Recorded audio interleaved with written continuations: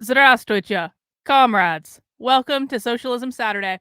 Socialism Saturday is when we watch real socialism, not AOC socialism, not CNN socialism, not even Bernie Sanders socialism. We watch the real deal, the hardest of the hardcore, the people who are desperate for us to use socialism as the transition point to communism and who have been working for decades and decades and decades to slowly but surely take over every major institution in this country to see that their aims are met. So, tonight, this is a special shout out to Yasmin because Yasmin is a regular on the channel.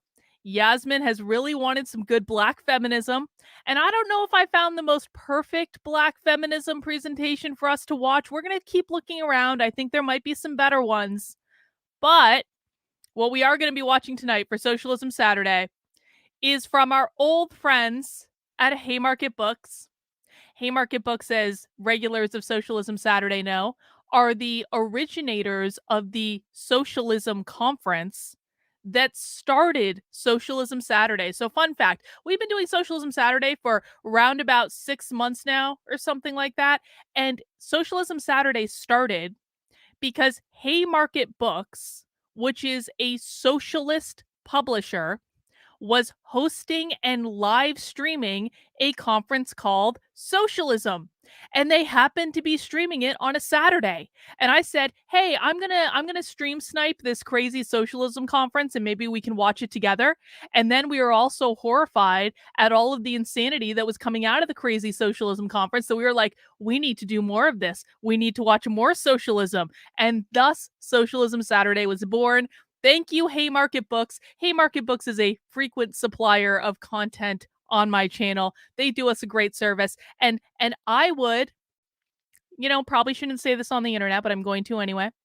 I would actually really love to attend the 2023 Socialism Conference in person. I feel like I've been studying up for this for ever since last year's Socialism Conference. I have been studying up. I know that I'm not allowed to wear makeup at the Socialism Conference. I know the only color I'm allowed to wear at the Socialism Conference is red. I know that all other colors should be drab. I know that I would have to dye my hair some sort of color probably, or wear a hat like this. Like, I am Haymarket Books, I am fully prepared for your socialism conference. I really want to go.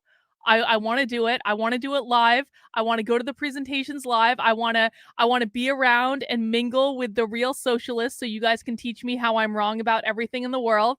It's going to be great. When is it? I believe it's in so when would 6 months ago be? Like, I think it's in like September or something like that, August or September. So, that's going to be pretty great.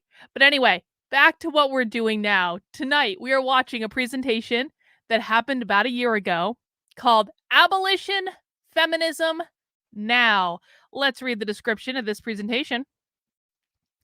As a politic and a practice, abolition increasingly shapes our political movement, halting the construction of new jails and propelling movements to divest from policing. By the way, I actually agree with them on the policing stuff. I really, really do. Yet erased from this landscape are not only the central histories of feminist, usually queer, anti-capitalist, grassroots, and women of color organizing that continue to cultivate abolition, but a recognition of the stark reality. Abolition is our best response to the endemic forms of state and interpersonal, gender, and sexual violence, amplifying the analysis of the theories of change generated from vibrant community based organizations. Abolition, feminism, now. Surfaces necessary historical genealogies, key internationalist learnings, and everyday practices to grow our collective and flourishing present and future. I don't know what half of this means, but I do know that Angela Davis is on this panel. Does everyone know who Angela Davis is? Oh, wait, don't worry. I've got a Wikipedia article. That'll help us out. I've become full YouTuber doing all of my research via Wikipedia, even though I know Wikipedia is bullshit. Oh, hang on. Something in the eye. All right, Angela Davis is an American Marxist and feminist political activist, philosopher, academic, and author. She is a professor at the University of California, Santa Cruz. Oh my gosh, what the heck is in my eye? Always right when I go live on the internet. Davis was a longtime member of the Communist Party of the United States and a founding member of the Committees of Correspondence for Democracy and Socialism. And yes, Angela Davis has recently discovered that in a twisted, in a twisted fate and irony, she is actually descended from people who came to America on the Mayflower. Angela Davis is descended from people who came, the white people, the very white Puritans who came over on the Mayflower. You can't make this stuff up. She writes extensively on class, race, gender, and the US prison system. What I think was actually really interesting to me about Angela Davis, check this out. I didn't realize this before I read this Wikipedia article earlier. Davis was born in Birmingham, Alabama. She studied at Brandeis and the University of Frankfurt. Who did she study under at the University of Frankfurt, do you ask? Studying under the philosopher Herbert Marcuse, an adherent of the Frankfurt School. Davis became increasingly engaged in far left politics. Oh, really? She's a descendant of Marcuse, is she? Oh, interesting. She's been the vice presidential candidate for the Communist Party. She was on the FBI most wanted list. Like, and it does actually kind of seem like she got screwed to be put on that most wanted list, by the way. But like, Angela Davis is in the presentation today, and that is one of the reasons that I chose it. And yes, Yasmin is correct. She found out that her ancestors were slave owners when she was crying about reparations. Isn't that great? So that, guys, that is what we are watching tonight for Socialism Saturday. I hope you're ready to mount that like button for me. Now, as usual, we have a couple orders of business to take care of. Number one, I always want to encourage everyone to make sure you are subscribed to my Substack, Carlyn, KARLYN.substack.com. Now, thank you to Jamie from Gays Against Groomers for having the most epic Twitter meltdown that I have ever seen. Maybe not most ever, but definitely like Jamie's Twitter meltdown was absolutely in the top 10. And the reason that I say that I'm thanking Jamie for this extra Twitter meltdown, because I covered Gays Against Groomers in 3 different stories this week. It wasn't my intention when I started the week. That's just the way it worked out. I actually got like 15 new paying subscribers to my Substack based on Jamie's epic Twitter meltdown. So I do have a goal of getting 75 new paid subscribers on my Substack by the end of the month. And guess what, guys? All because of Jamie. Oh, I'll get the bingo cards in a second, actually. All because of Jamie, I am now within like 30 some odd of my actual goal of for subscribers for the month. So we actually are doing pretty great. And the reason that I request you guys become paid subscribers on my Substack is because that is what supports the work I'm doing. That is what allows me to have the time to do the research that I'm doing. That is what allows me the time to do the streams with you. That is what allows me the time to speak to 7 different whistleblowers from Gays Against Groomers to talk about what's really going on inside the organization, Jamie. And all of that is because you guys financially support my work. I am not adhered to any political ideology. I am not adhered to any political party. I don't have associations with any of these groups that spring up almost out of nowhere and all of a sudden have a lot of funding because they're trying to support a political movement that I don't agree with. The only people that I work for are you. And my only job is to tell you the truth. So I want to encourage everyone to get signed up for my Actively Unwoke Substack. It is free to sign up and join, and you will get emails whenever I send out new materials, things like that. But if you can sign up, excuse me, as a paying subscriber for $5 a month or $50 a year, that does help keep me in business. I do have a goal of getting 75 new paid subscribers by the end of the month. We're on track. We're doing really well, but I still have about 30 some odd left to go. So now's a great time to sign up. I'm going to be sending out a newsletter tomorrow each week for my Actively Unwoke Substack. I send out a newsletter that looks like this. It is called the Unwoke Roundup. What that does is I always want to be transparent with you guys about what you're funding. I want to show you where the money is going. Unlike Gays Against Groomers, I will be completely open and transparent about what I'm working on with your support. One of the ways I do that is I send out a weekly email that tells you exactly what I did in the last week. It is called the Unwoke Roundup. And in the Unwoke Roundup, there are all sorts of stories that I've covered in the last week. There are different streams, there's different stuff going on. But one of the most important things that is in the Unwoke Roundup on a weekly basis are the paid supporter perks. So, if you are a paid supporter on my Substack, everyone's going to get the newsletter tomorrow, but this is particularly relevant for paid supporters on my Substack. I want to make sure you guys see this email and I want to make sure you're opening it. It's going to have a header that looks like this. It's going to be the Unwoke Roundup newsletter. And if you scroll down to the very bottom of the newsletter, which is covered here because I'm logged in under an account that's not a paid supporter, if you log down to the bottom, you are going to have a section that is going to have your paid supporter perks. What you're going to get in that is access to 2 Zoom calls that are private, that are unrecorded, that are not available for public consumption with me and other members of my supporter community every week. We do them on Mondays at 7 p.m. We do them on Wednesdays at noon. The Zoom links are going to be in the bottom of the email. You are also going to get access to my supporter Discord for movie night.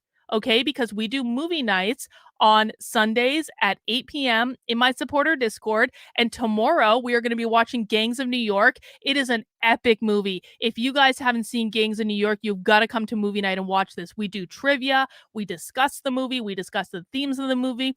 We have great conversation about it. We have not watched a bad movie yet for movie night, and there have been some that I thought were questionable when they were selected. I don't normally make the movie night selections. Either we vote or I have a member of my community, Jennifer, who takes the lead on movie night. And so usually either Jennifer picks out the movie or we vote on the movie. So I don't have a hand in it, but I was so excited to see this one get selected because I love it. But all the movies have been good so far. I definitely want to encourage everyone to join. When you become a paying member of my Substack, the links are going to be in the bottom. Now, you get access to my supporter Discord for movie night if you're a supporter on any of my platforms. So if you become a member of this here YouTube channel, I will make a community post tomorrow talking about how you get into the supporter Discord. If you are a paying member of my locals, and by the way, you get the supporter perks regardless. I'm just trying to build up my Substack right now, so that's my priority. But if you are a paying supporter in my locals, which is the most sane community on the internet, and I want to encourage everyone who needs an oasis from outrage addiction, come join my locals. You're going to get access to movie night and the supporter Discord and the Zoom calls. Same is true for the Patreon. The Patreon has all different levels of perks depending on what type of perks you want on any given day. You get access to the same perks you would on the Substack or any other thing because I keep everything consistent across the platforms. But I do want to request that everyone who can become a paying member does because, again, you guys are the ones that keep me in business. One more thing I want to talk about is I have just launched a new Substack called Unwoke Art. And I'm really excited about this because this is something that I've been wanting to do for a couple of years. You can actually learn more about the impetus behind Unwoke Art in this here post right here. But I have a new Unwoke design that I just launched earlier today. Essentially, this is an art store and a merch store, but I'm making memes. You guys can also just share on the internet for free as well. And the thing behind this is I want to be able to take on different sorts of issues and topics, but I want to do it using art to make commentary on the issues. And so that's what Unwoke Art is all about. I have this new Substack that I've launched, and the whole onus behind the Substack, which is unwokeart.substack.com, the whole onus of it is I wanted to give you guys a place that if you wanted to be notified anytime I post a new design to the store, you can just sign up on the Substack. You can also sign up for paying memberships or subscriptions on the Substack. All of the proceeds of this goes to support my work. So you're welcome to do it. You don't have to do it, but you are welcome to do it. And you will get a new email every time I launch a new design or things like that for Unwoke Art. And another reason you might want to know about Unwoke Art, which you can find the full merch store at unwokeart.com, is Unwoke Art is the home of the Socialism Saturday t-shirt, which you can get in a variety of colors. You can get it in red if you want the classic communist color. You can get it in black. You can get it in gray. You can get it in that maroon. You can even get it in purple because purple's my favorite color. But if you want to get your own Join the Cult Socialism Saturday t-shirt, that is available now in the Unwoke art store. I'm really excited about it. I love it. I think it's really fun. So I hope you guys enjoyed as well. You can pick that up in the store, and I'm going to be launching a lot more designs. I've got so many ideas. Like, I'm really in love with some of the designs I'm making right now, especially around PorcFest. I'm making all these porcupine designs. I've got hoodies for stuff. You can actually buy prints of these things. This is one of my favorite ones that I've made. I made a Mr. Porcupine design that was kind of based on the Monopoly Man, but also about like just like this Mr. Porcupine is coming to sell gold backs, stuff like that. That's why he's gold. Gold backs are like an alternative form of currency that are popular in New Hampshire, but other places as well. They are literal gold. They're so pretty if you see them. But that was the onus behind Mr. Porcupine. Anyway, lots of stuff that you can get in the Unwoke Art Store. I do hope you'll check it out. I will be adding a lot more designs to this. This is a way for me to be able to be creative and work out some of my, well, feelings about what's going on in the world in a way that is productive. I'm going to try to do very regular updates whenever I have the time or inspiration strikes. And I do hope you guys enjoy them. And we'll be sending out notifications on the Substack every time I launch a new t-shirt or design or any of those things. All right. That's basically our preamble for today. Before we get into the discussion, I, of course, have to pour myself a beer. And I do try to drink red beers when I'm on Socialism Saturday. These are always leftovers from happy hour. And this is going to be a Lollipop Forest beer it is a sour ale with milk sugar, blackberry, and raspberry. If you're drinking something fun tonight as we get ready for Socialism Saturday, please let us know in the chat what you're drinking. Let's see if this beer is going to be red. We're going to see. Bot, there's no vote tonight. I only have 2 beers. One of them's red. One of them is a stout. That's pretty red. That's not so bad.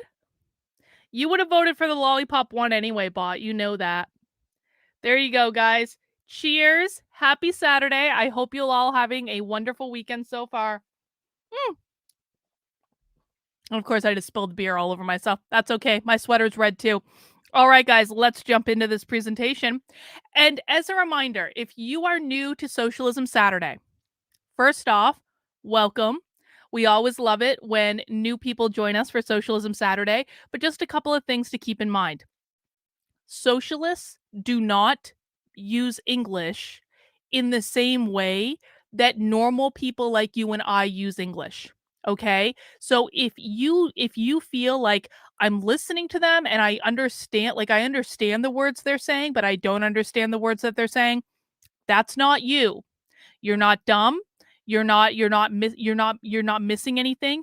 It's just that when socialists speak, they do it in a way that is very academic and flowery, and a lot of normal people can't understand them. It is and that's honestly probably one of our saving graces if we're honest about it, because these people are so flowery that most normal people have no idea what they're talking about. And so they would actually probably be a lot more convincing to the general public if they understood this, but they don't. We're not going to tell them for right now. What I want you to know is that if you don't understand them, that is totally and completely normal.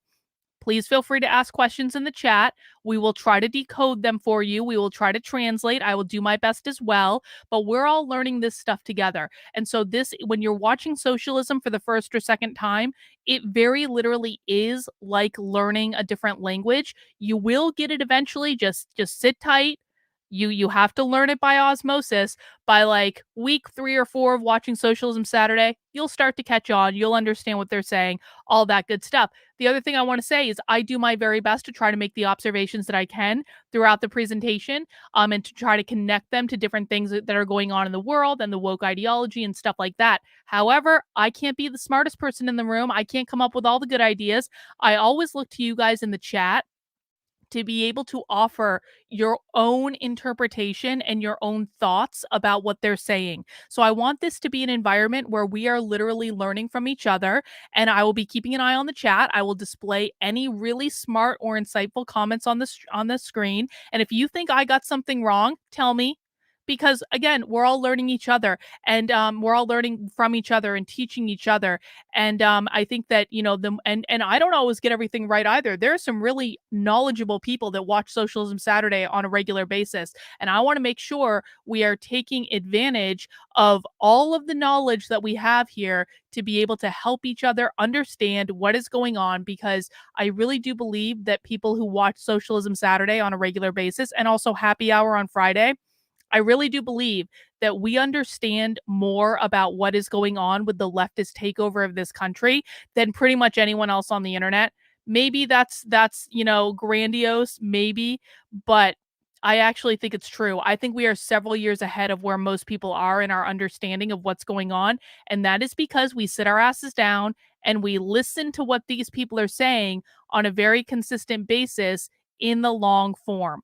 So if you have ideas, please put them in the chat. If you feel like you're lost, don't worry. It's not you, it's them, I promise. And if you have questions, please feel free to ask in the chat. All right, guys, let's dig in. We are watching Abolition, Feminism Now.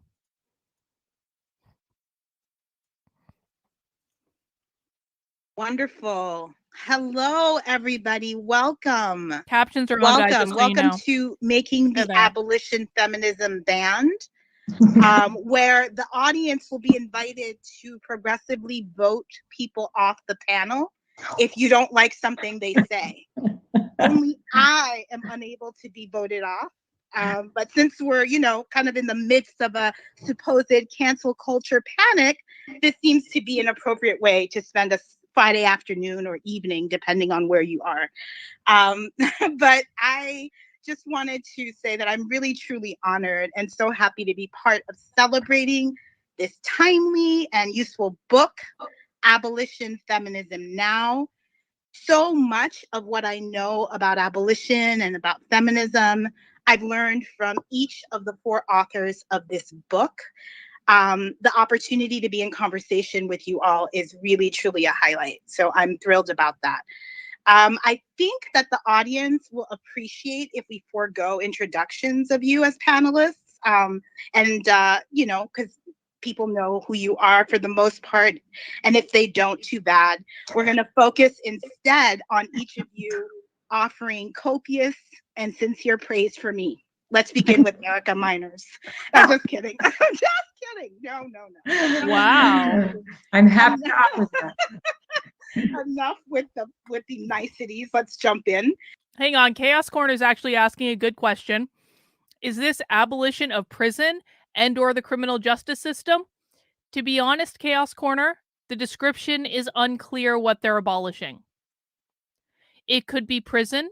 It could be the criminal justice system. It could also be the gender binary. It could be something related to queer Marxism. We aren't really sure yet exactly what they're abolishing. We just know that it has to do with feminism. So we'll see. I'm going to basically invite all the participants probably to jump in as you would like. Probably true, bot. Because I really want this to be a free-flowing and an informal conversation that we can have, you know, just kind of like, I don't know, in the pre-COVID times when we could like actually go to a restaurant and, you know, eat food and talk and share our thoughts and ideas. So you'll be invited in, and I hope you all can take time and kind of sit down, relax, be in a good space, and join us for this conversation. So I wanted to start off because you talk in the book about the how of how the book came to be. And I think it's worth beginning there because I think the how, the way that you worked to create the book, has something to teach us about feminism and also about abolition. So who might want to kick us off by just talking a little bit about the how of how the book came to be? I'll say something. Thanks, Beth. Well, first, thank you, Miriam. I mean, we could not imagine anyone that we would rather steer us through this conversation. Your work has inspired me. I know it's inspired us. It's certainly inspired Abolition Feminism Now, and you just continue to amaze with your brilliance and your commitment and your humor. So thank you, Miriam, for for leading us forward. It's really delightful to be here.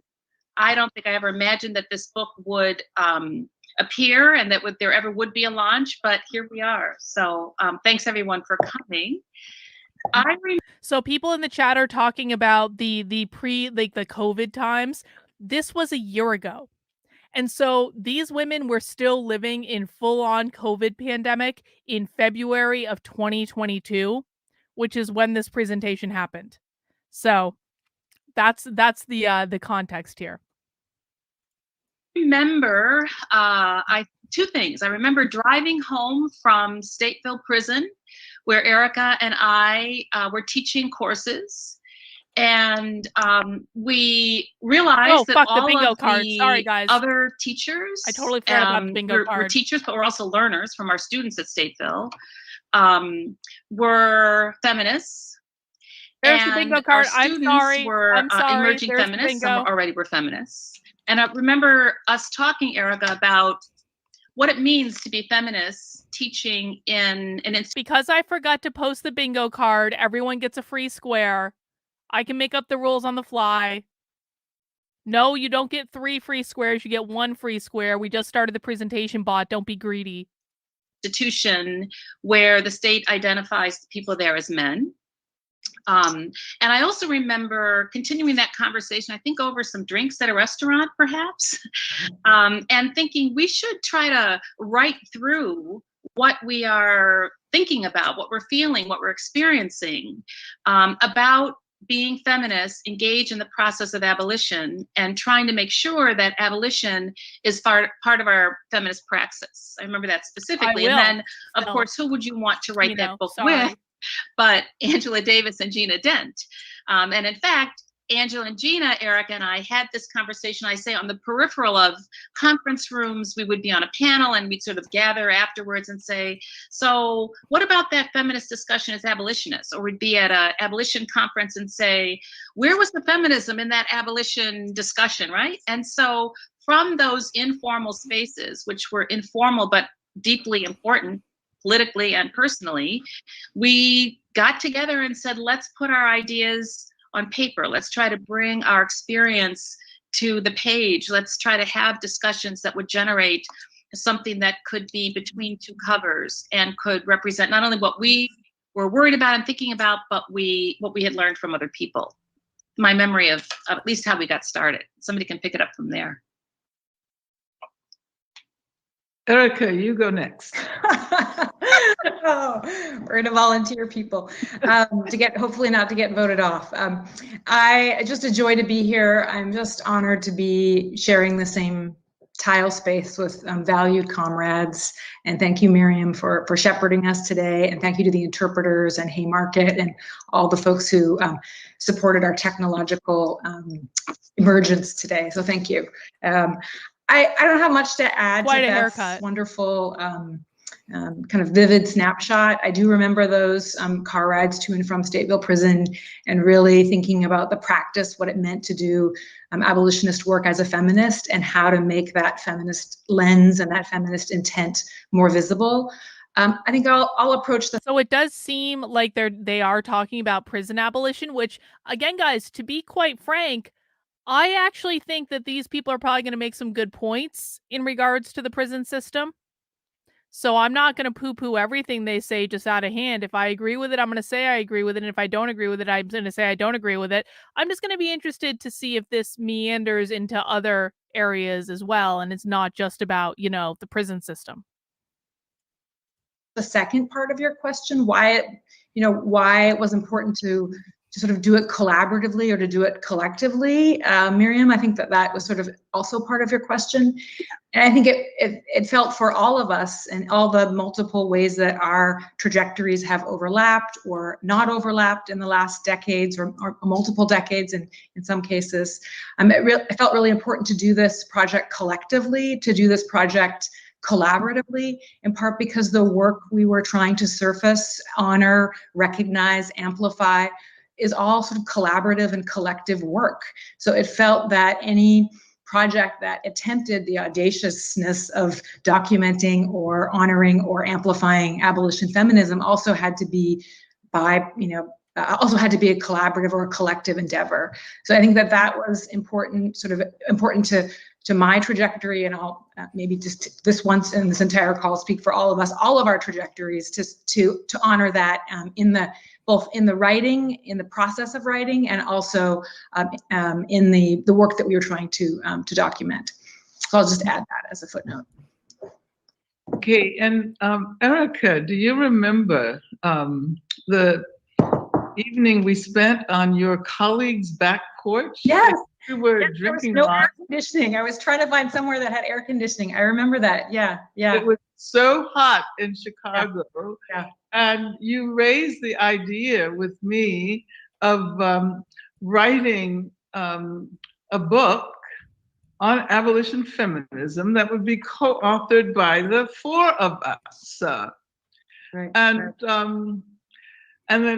I brought the project to Gina, and interestingly, she and I, some years prior, had been on a panel organized, I think, by Avery Gordon, or Avery was the moderator of the panel at a conference that took place before Cedric Robinson died.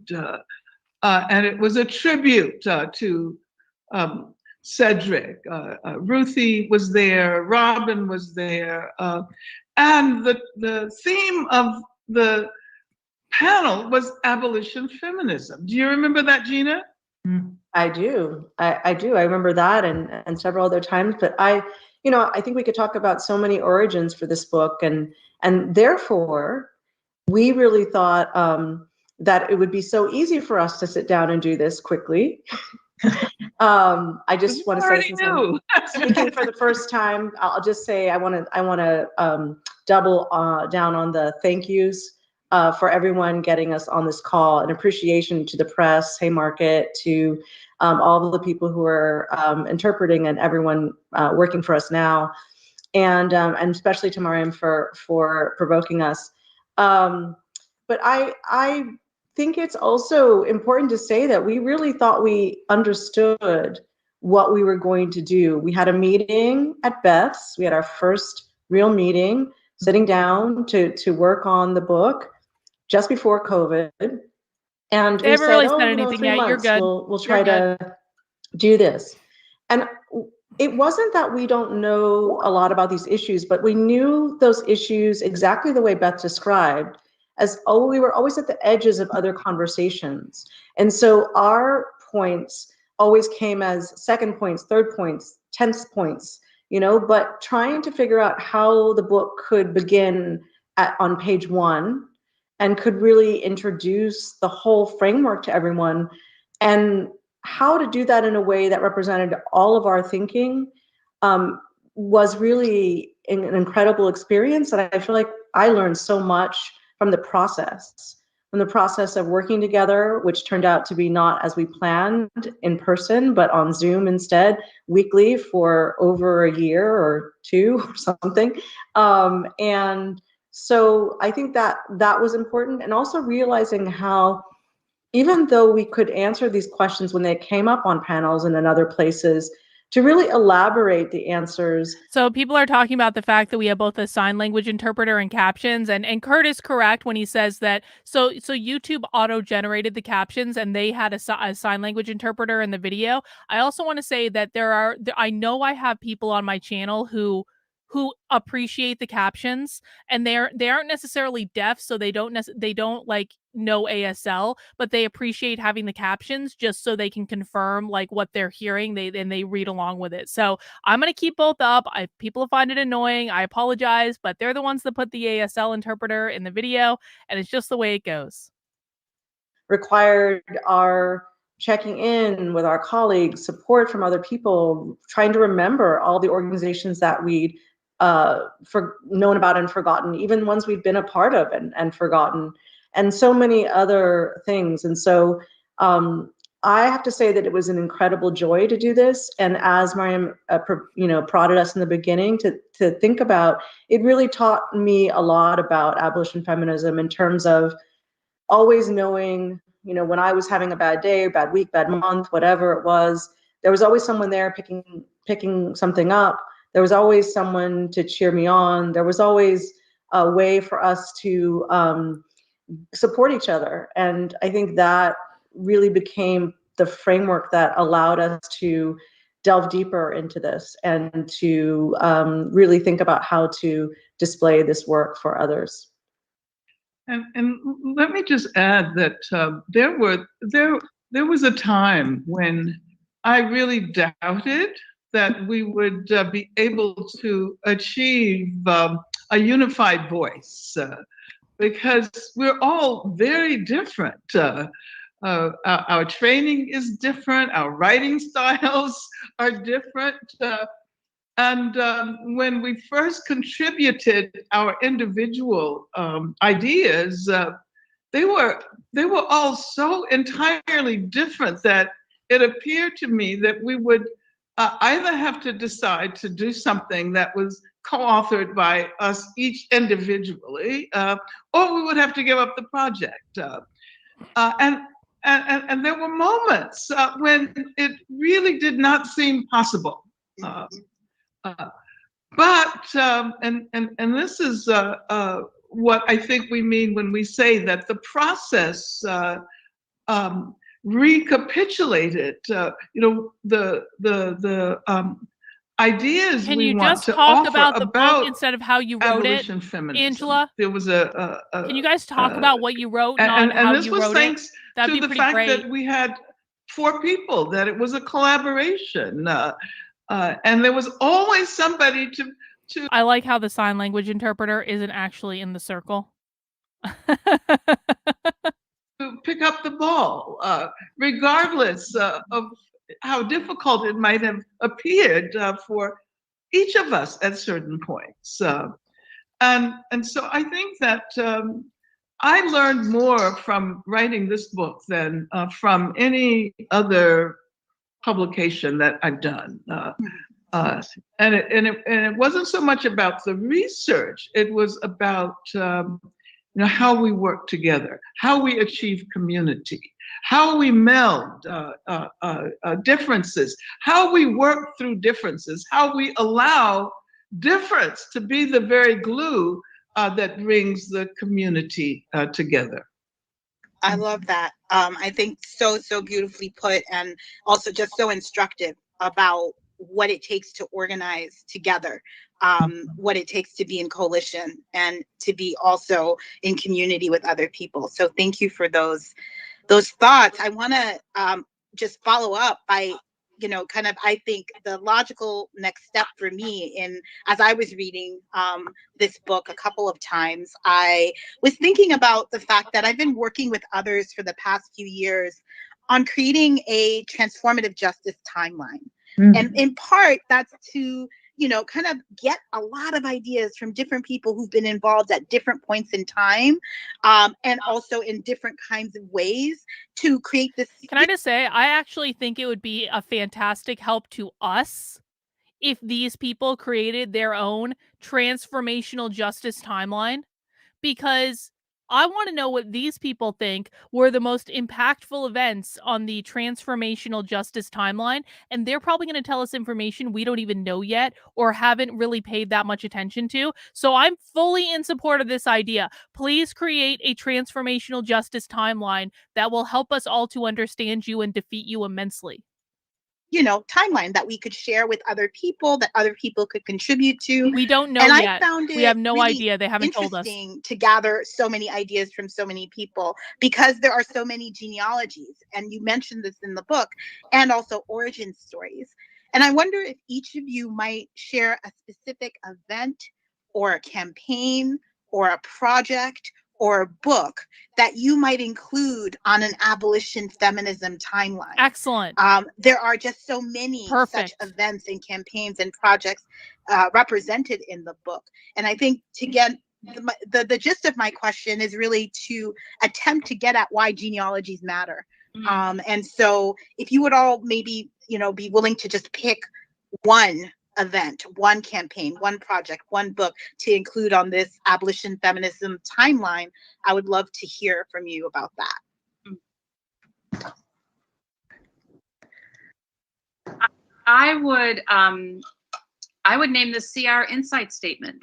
Mm-hmm. You know, sort of the obvious answer from me, but you know, in writing about the CR insight statement and hearing Erica and Gina and Angela talk about, but also co-write about the CR critical resistance insight statement, which is in many ways where the book begins.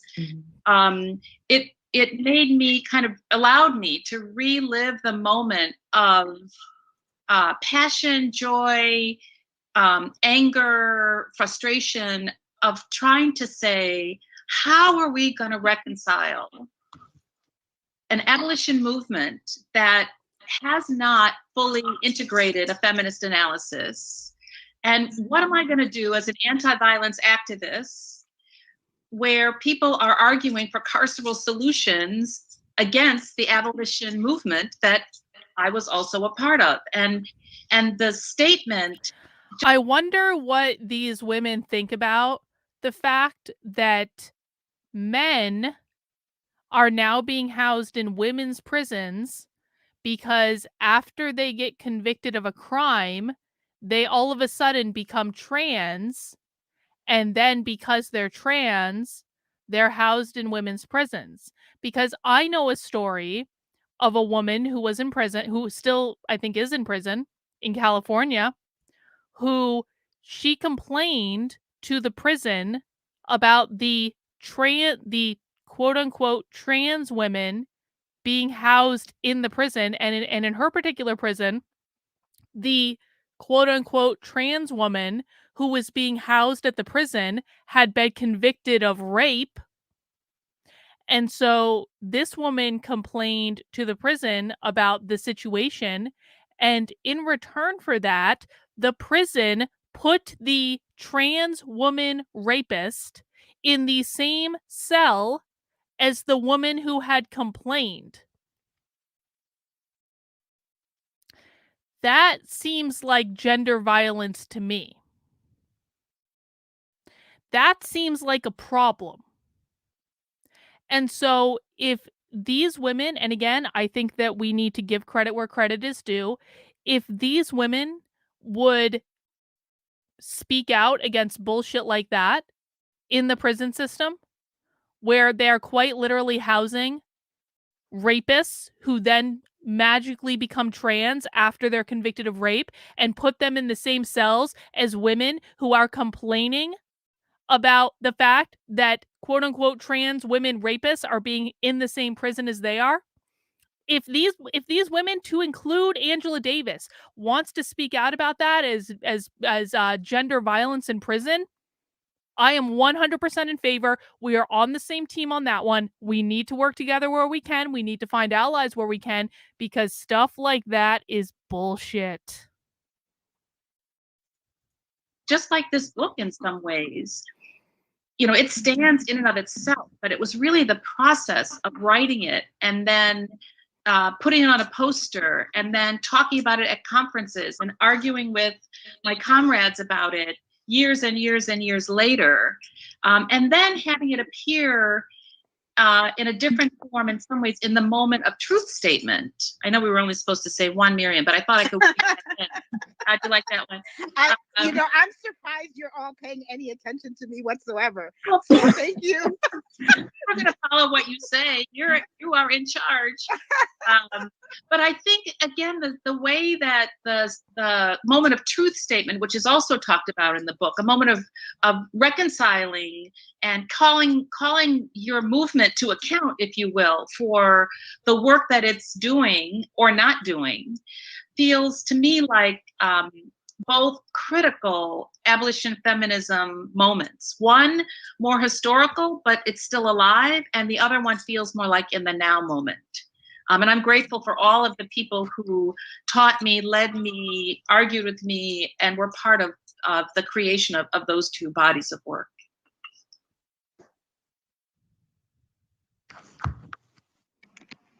Awesome. Next person, jump in, please. Okay, I guess you know, this is a very hard question, Miriam. So I think what I'm going to do is to point to the handbook that was published in, I can't remember the date, I think it was 1976, called Instead of Prisons, and to the fact that one of the key participants, that was also produced incidentally by a collective, and to point to the fact that one of the key participants in that collective that compiled and wrote that handbook, which was republished by Critical Resistance in the early 2000s, I think. I don't have the date at hand, but I'm referring to Faye Honey Knopp. Faye Honey Knopp, who also wrote an article entitled Radical Feminism and Abolition, in which she began to argue that if we did not address the issue of personal violence, gender violence, sexual violence, that it would never be possible to imagine a world without prisons. And I think for me, that was the earliest clear statement about the relationship between, the necessary relationship between abolition and feminism. All right. I don't necessarily disagree. Go for it, Erica. Oh, I was like, I made so many notes for this because, I was like, oh, I got to be on point. And I'm like, now there's like so many great suggestions I want to offer for that timeline and how to follow those fabulous and brilliant examples. I was thinking, of course, very just locally, I'm thinking about Chicago a lot today. And, I would offer, in terms of sort of local work, I'm based here in Chicago, both, and I'll squeeze in two moments, not unlike Beth's strategy. One is YWEP, Young Women's Empowerment Project. We talk about it a little bit in the Young Women's Empowerment in the book project, but the establishment, and that what network, is that? Well, Miriam, longtime supporter and connector to it. As a okay, I'm gonna say something horrible, but I feel like I can't not say it. Does anyone else feel like this woman literally looks like a rat? Like, I hate to talk about people's. I'm not attacking her. I just feel like I'm stating facts. Like, and the haircut does not help. She looks like a rat, like a literal rat. It's weird. Does anyone know what the Young Women's Empowerment Project is? As a group that young, street involved, young folks in the sex economy who are developing methods of harm reduction, working to produce research, organizing. So I think that would definitely be on my timeline. And then I'll just jump ahead to, of course, another network that Beth and Miriam know well, the No Cop Academy campaign, as also young folks working to push back and reject the proposed $95 million police academy. And neither one of those networks was sort of large or flashy or had money or even a ton of paid staff, for example. But I flagged those as they really offered concrete practices of how to invest in community, how to support one another, how to build mutual aid or harm reduction practices. So I would put those on the timeline for transformative justice, in part because they're sort of small networks that maybe didn't have an enormous. Barb says, Young Women's Organizing Project that is led by and for young people of color who have current or former expertise in the sex trade and street economies. Oh, so when they say empower young women, what they mean is empower young women to be prostitutes. I mean, I'm not opposed to sex work, man. You got to do what you got to do. I'm not going to judge people who engage in that type of behavior voluntarily, because there are people who do that. I'm just going to say that I don't necessarily think it is the best idea to be, well, teaching women that that's an empowering path. I don't think that's a very, very fulfilling profession. Some people might find it fulfilling, both figuratively and literally, but that's their business, I suppose. I just don't necessarily think it's something that people should be teaching.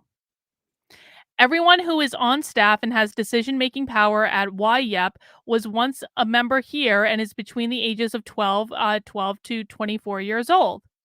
Oh, good. Oh, good. Huh. Win, but really changed language, produced brilliant political education materials, and really helped sort of shift the culture to the moment that we're in the now. So, Gina, I think you're up. Yeah, like you, so many come to mind. But I think for the purposes of emphasizing something that was really important to us, I'll just name two international examples that both of them are close to us. One is Sisters Inside in Brisbane, Australia, which has been running since that would be the early 2000s. Joel is making a great observation. Joel says, I will observe that there is a focus on external communities in lieu of a family unit. Why might that be? Could it be that these people literally want to abolish the family so they don't put a whole lot of stock in the biological family? Now, I'm also not opposed to people having families of choice, by the way. I know this is going to get me in trouble, but this is what Jeffrey Marsh talks about. He's talking about a family of choice. If your own family doesn't support you, you have a family of choice. I'm not actually opposed to that. I actually think it's a good idea for some people, but I think we all can agree that these people are not doing it out of altruism. These people are doing it because they want to abolish the biological family. At YEP, girls can get involved right away. If you are between the ages of 12 and 23 and have experienced trading sex for money, drugs, a place to stay, survival needs, gifts or protection, or gang involvement, then feel free to come by. YEP is open to any person who identifies as a girl. That means transgender girls are welcome here. Oh God, Barb. Oh my God. That's crazy. I believe. And Sisters Inside is an organization that was started by Debbie Kilroy, who served a large amount of time, and Ann Warner. Debbie Kilroy became a barrister, is someone who became an attorney in Australia after filing a lawsuit to become the first person who had been criminally convicted to serve.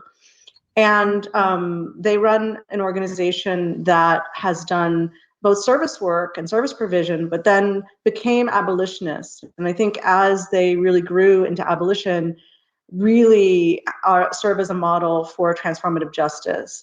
They work often with Indigenous communities and lots of Indigenous partners, and are very attentive to those issues at the center of their organizing and of their work.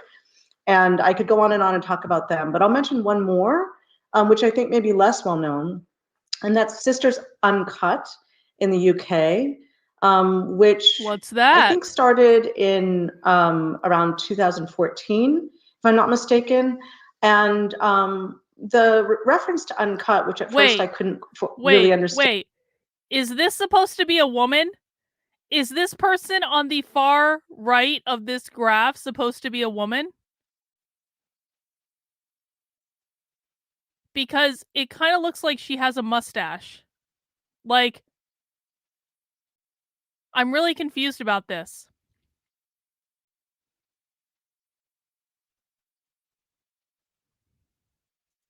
Understand what that meant. I thought it was an anti-FGM organization Uncut. Or something, but actually it's about state cuts. It's about cuts to social services. It's about government austerity. And it's really an organization that sought to think about a transformative justice approach in the UK. And their work is deeply abolitionist and very much informed a lot of the ways we think about things. And we could go on and on. I'm eager to also talk about Du Bois and why we thought Black Reconstruction was important for the text, but I think I'll let Mariam have another question. That's fine. Thank you, Gina. That was really not, that was not suave at all. Like, you know, like, I want to talk about this. Yes, I will come to Du Bois, I promise. I wanted to pick up a point, though, that Erica mentioned, because I think it's germane here, which is this notion of kind of why in the book focus on small networks and failures. Kind of what does this help us to see or to do or to know? And connecting that to the point that you all make briefly about abolition feminism as a method. Like, what does it mean to say that abolition feminism is a method? And what does it mean to highlight things that are seen as small networks, and in some cases, how to uplift failures? What does that have to do with abolition feminism? So if anybody wants to jump in on that, I'd love to hear it. And we will come to Du Bois right after that. Well, it seems like it's actually inviting us to think a little bit about this. I think you might have thrown it to Erica, which I'm happy to let you in. No, please, Gina. Start us off, Gina. Start us off. But I think part of it is the challenge for us when we were talking, and the reason I was thinking about Du Bois as well is because we were talking about what happens in terms of history and how often histories get written that make certain kinds of exclusions. Those of us who've been engaged with Black feminism for a long time, which includes all of us, are very aware of the practices of Black feminists to try and rescue both our current work, but also the work that has been done historically. And we were really noticing the many ways that abolition was starting to have a history in the present, and yet that history was disappearing. The very things that we felt were most crucial to it being developed in a strong way.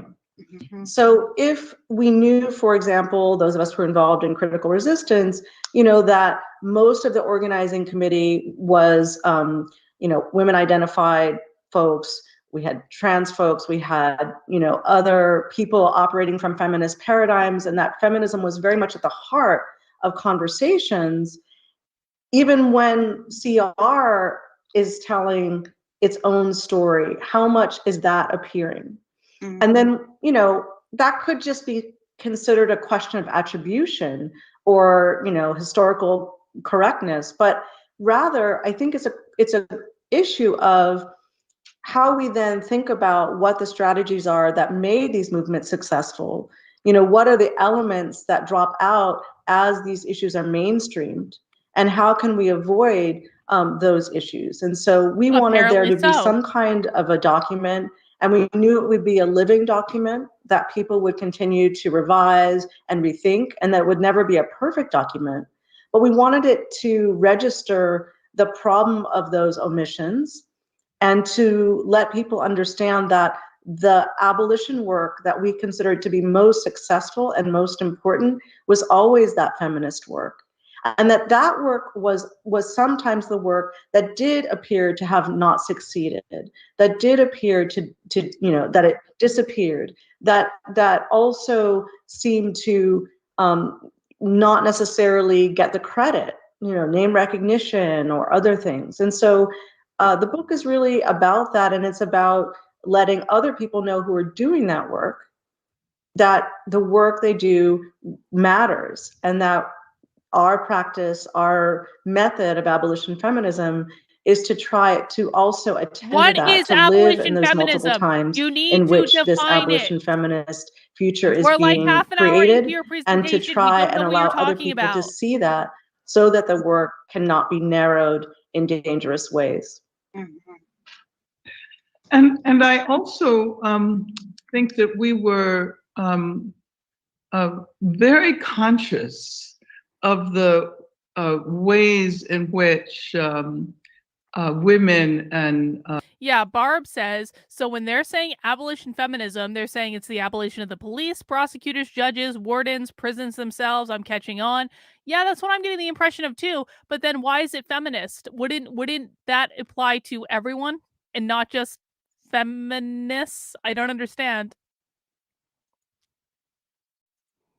Perhaps they'll actually define the term at some point. Gender nonconforming people have been historically marginalized in struggles against carceral institutions, prisons, the police. For so long, the assumption, the general assumption was that police violence was a male issue because the vast majority of people who are targets of racist police violence are men. The same thing with respect to what we now call mass incarceration, the phenomenon of the prison industrial complex. The vast majority of people behind bars are men. And so, how do we challenge this tendency to assume that issues of quantity can determine the nature of a phenomenon? Feminism has always, I think, challenged those terms. And we recognized early on that by looking, and Beth has written about this, and all of us have experienced this, by looking very specifically at women and gender nonconforming people behind bars, we get a very different vision of the nature of the women and gender non-conforming people behind bars. So they're not even just women. So feminists are just like all gender non-conforming people. Institution as a whole, of what constitutes the prison industrial complex. So, Mariam, when you talk about the methodological dimension, I think that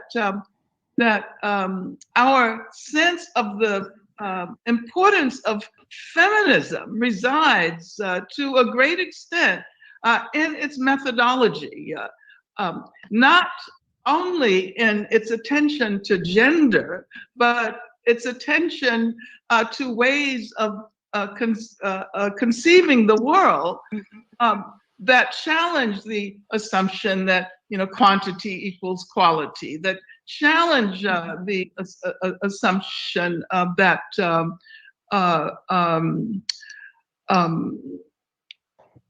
difference cannot produce unity.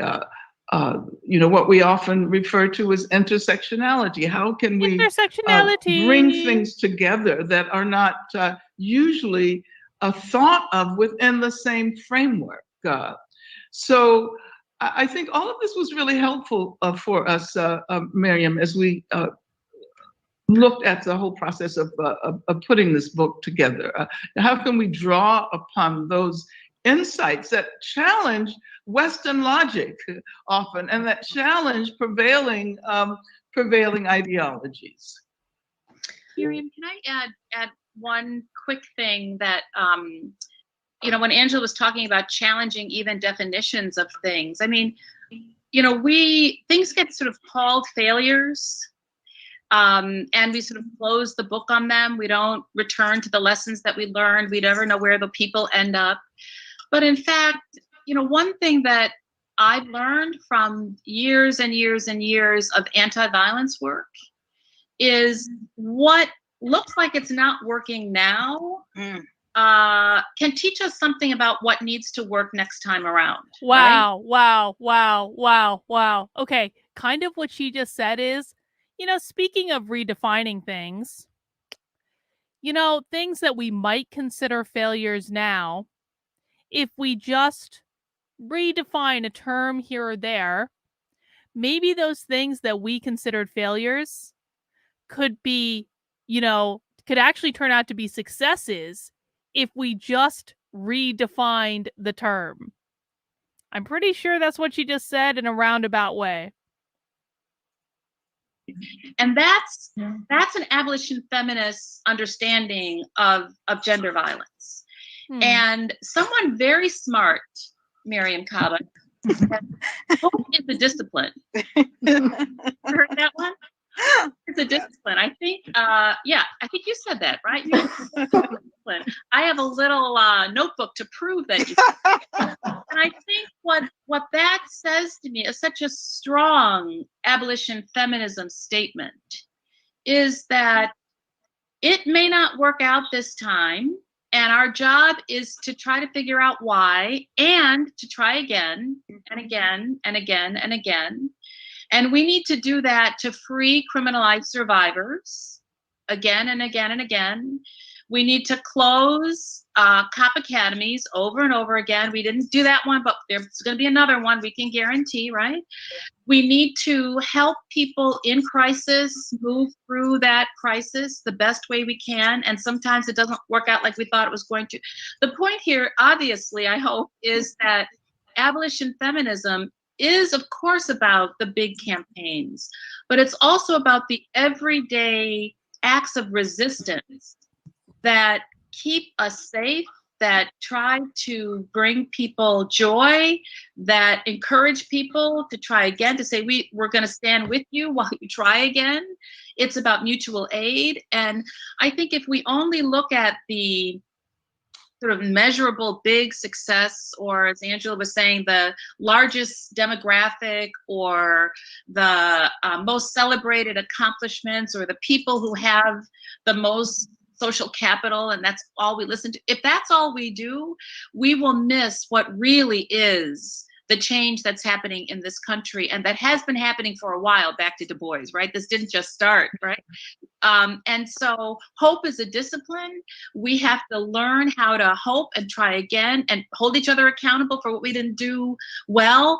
But, you know, we get another chance. And what exists now isn't what we want. We still are building the world that we want. That's our abolition feminism work to do right now.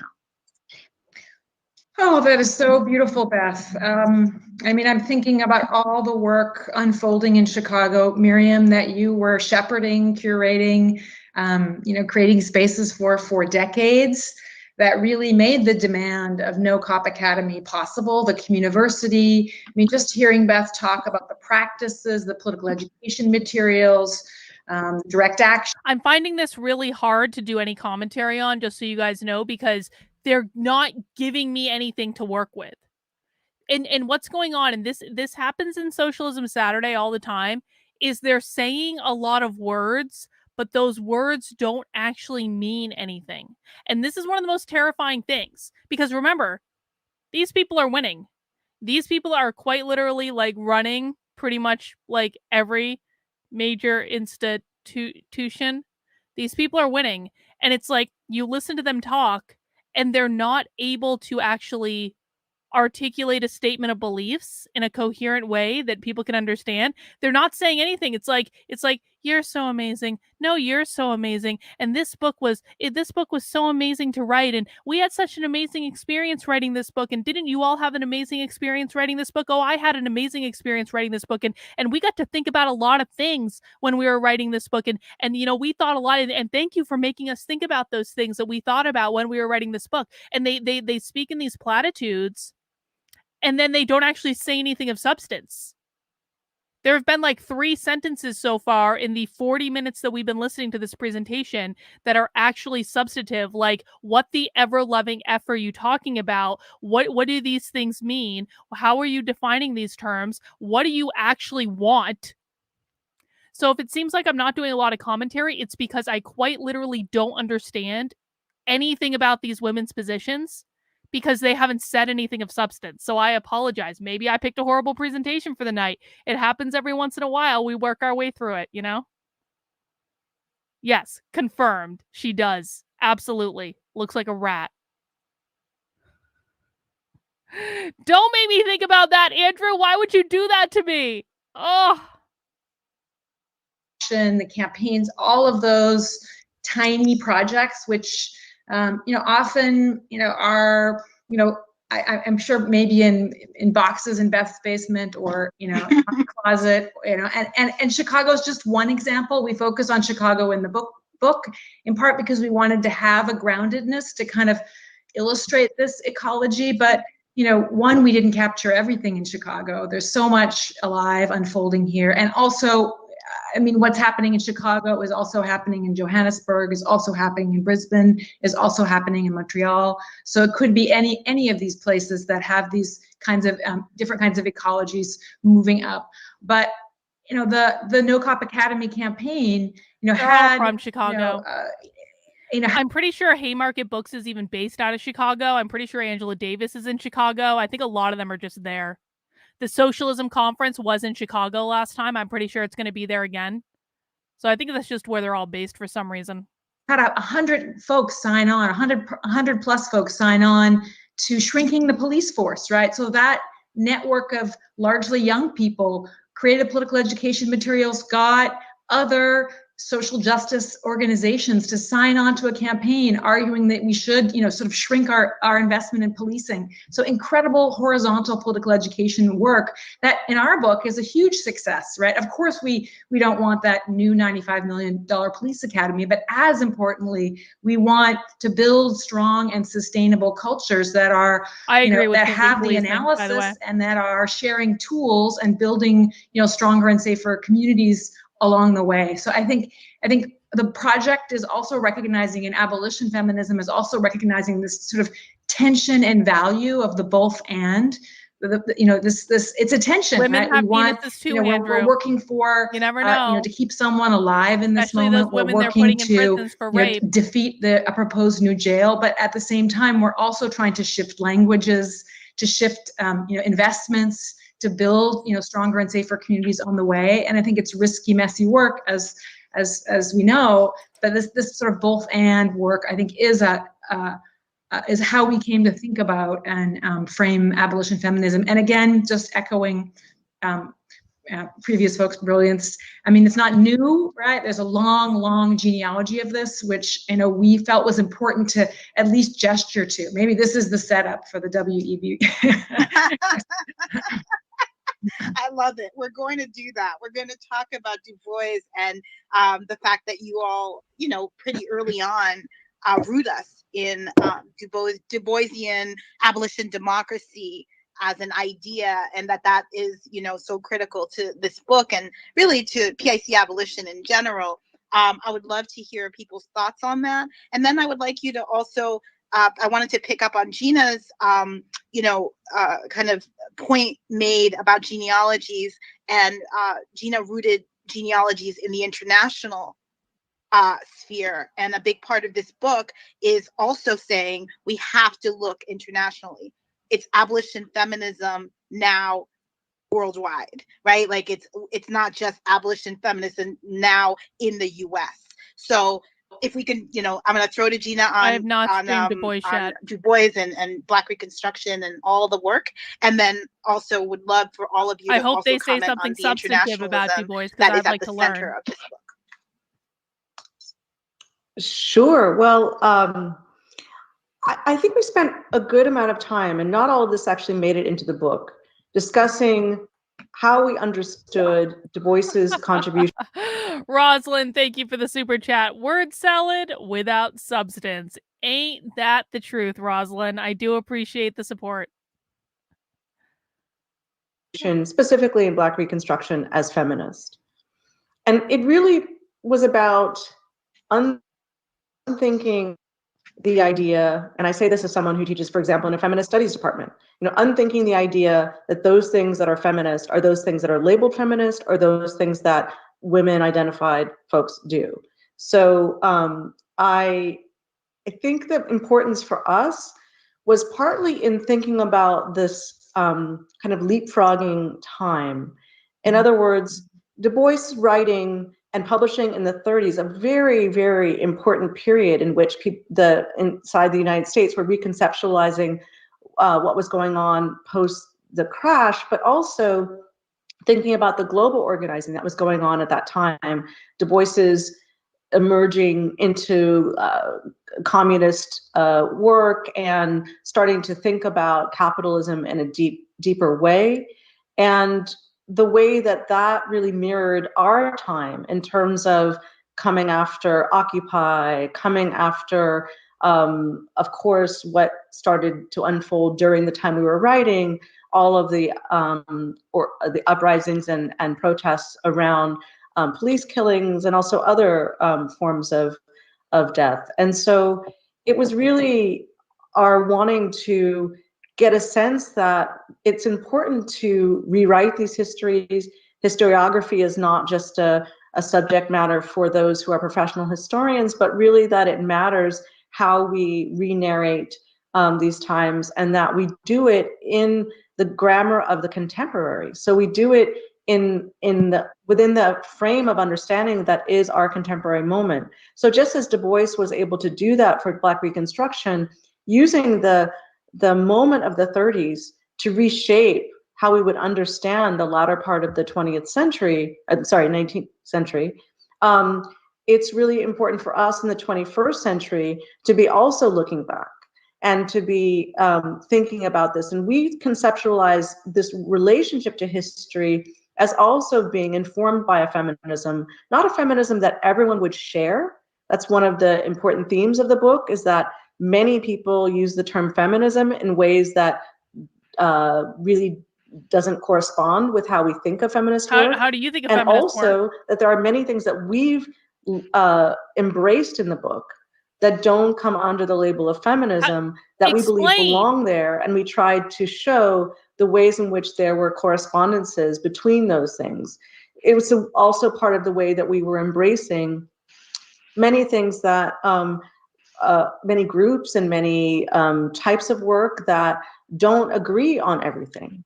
And that it was important for us to be open about what was labeled abolition feminism, not to be policing of that boundary of what gets in and what gets out, because we feel that the impulses that people were being motivated by and the questions they were addressing and exactly, per their discussion earlier of making up definitions, Yasmin is pointing out, so she has a different definition of feminism. So what is it?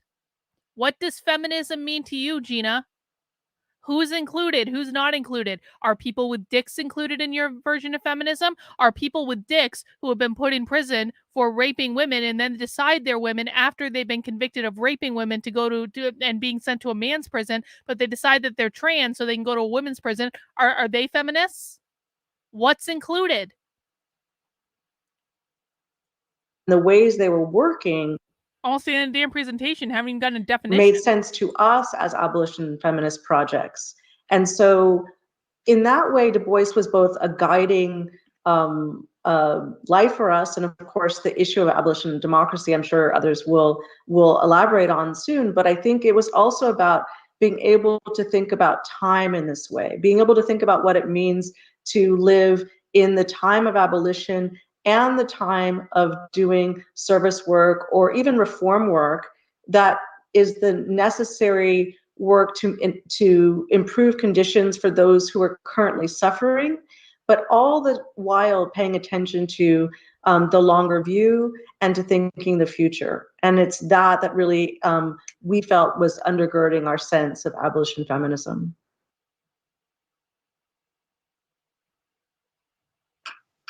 And well, I guess I'll try also to make the point that Du Bois urges a different kind of lens, to shift from a myopic examination of one particular institution to looking at the society as a whole. And of course, his major argument was that slavery could not be abolished simply by focusing only on the institution of slavery and pronouncing it over, that the entire society had to be reimagined and reorganized. So they're saying to solve a problem like slavery, which admittedly, big problem, okay, slavery is not good. What Angela Davis is saying here is that what Du Bois argued was that you have to reimagine all of society in order to solve a specific problem. Because it's not just about that specific problem. It is about a revolution in the society in general. What does that sound like to you? Because these people have been trying to evolve where society is at now for a while. And it's not because slavery is still around, because we got rid of that a long time ago. So it kind of sounds like, according to Angela Davis, in order to fix, yeah, exactly, overthrowing capitalism. That's kind of what it sounds like to me. Let's see where she goes with this. New institutions, and that is, I think, the sense of abolition that has been adopted by those who refer to themselves as prison abolitionists or police abolitionists. We can't simply get rid of this terribly violent institution we call the prison, or this institution we call the police. We have to figure out how to produce a society that no longer needs such institutions. Just for the record, I actually think that's a pretty badass picture on the cover of her book. Like, I mean, come on. You got to give Angela, for all of her faults, and she has many, you've got to give Angela Davis style points at least. Her hair looked fucking great. That's a great picture. That is like such like a 70s like vibe picture. I really do like it.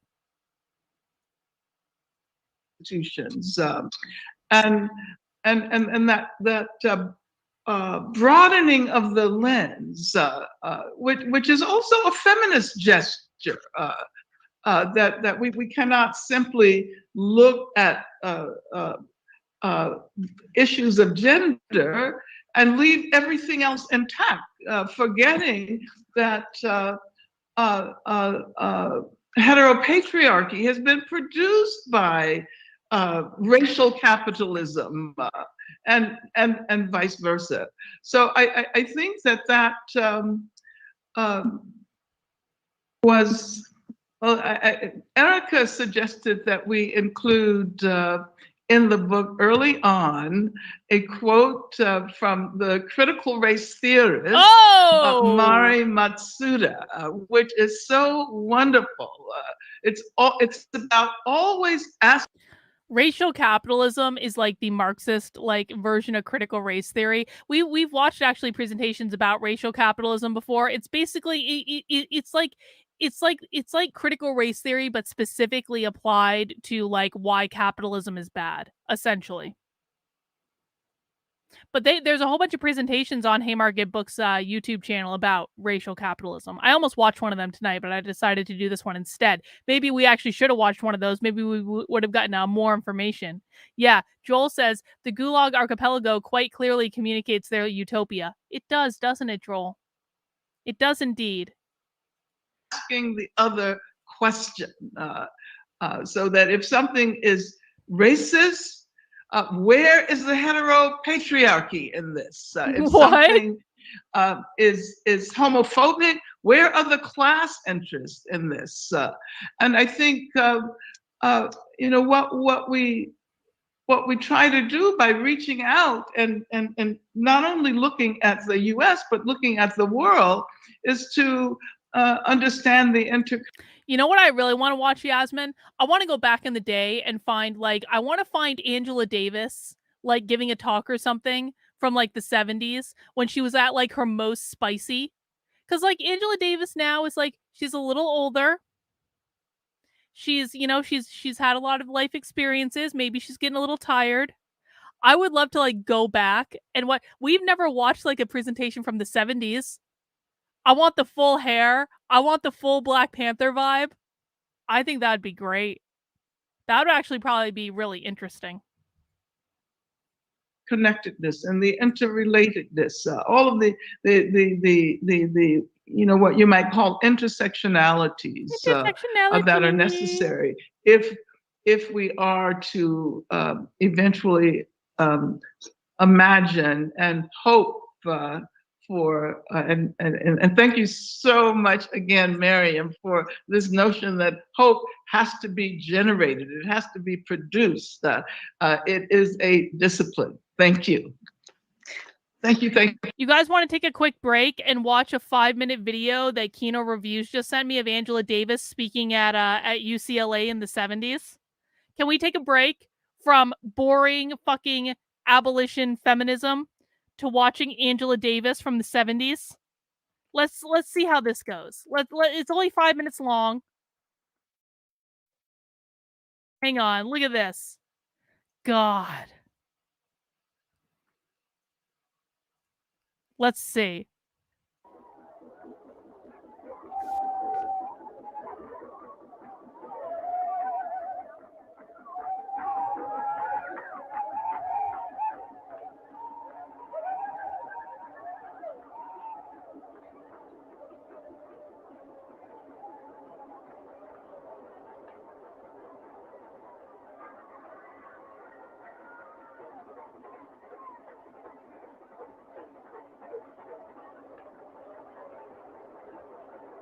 What's going on? Look at that hair. God, the 70s were great.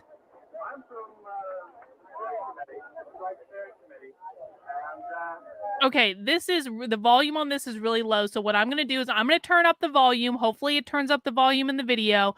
I'm also not going to talk because when I turn up the volume in this tab, it's going to turn up my microphone volume. And so I don't want to blast anyone's ears, but I am going to turn up the volume in the tab.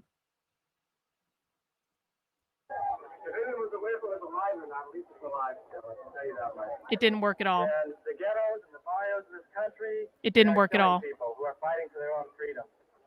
And finally, even in the universities, they are killing people. And they're not only killing people, but they're trying to kill ideas. Perhaps ideas scare them even more than people. And we have someone at the university who represents those ideas and who fights for them. And she's going to say a couple words to us right now. Angela?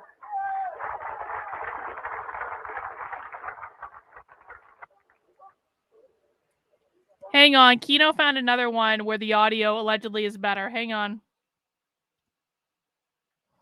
This one's a little bit longer, but we actually might be able to hear it.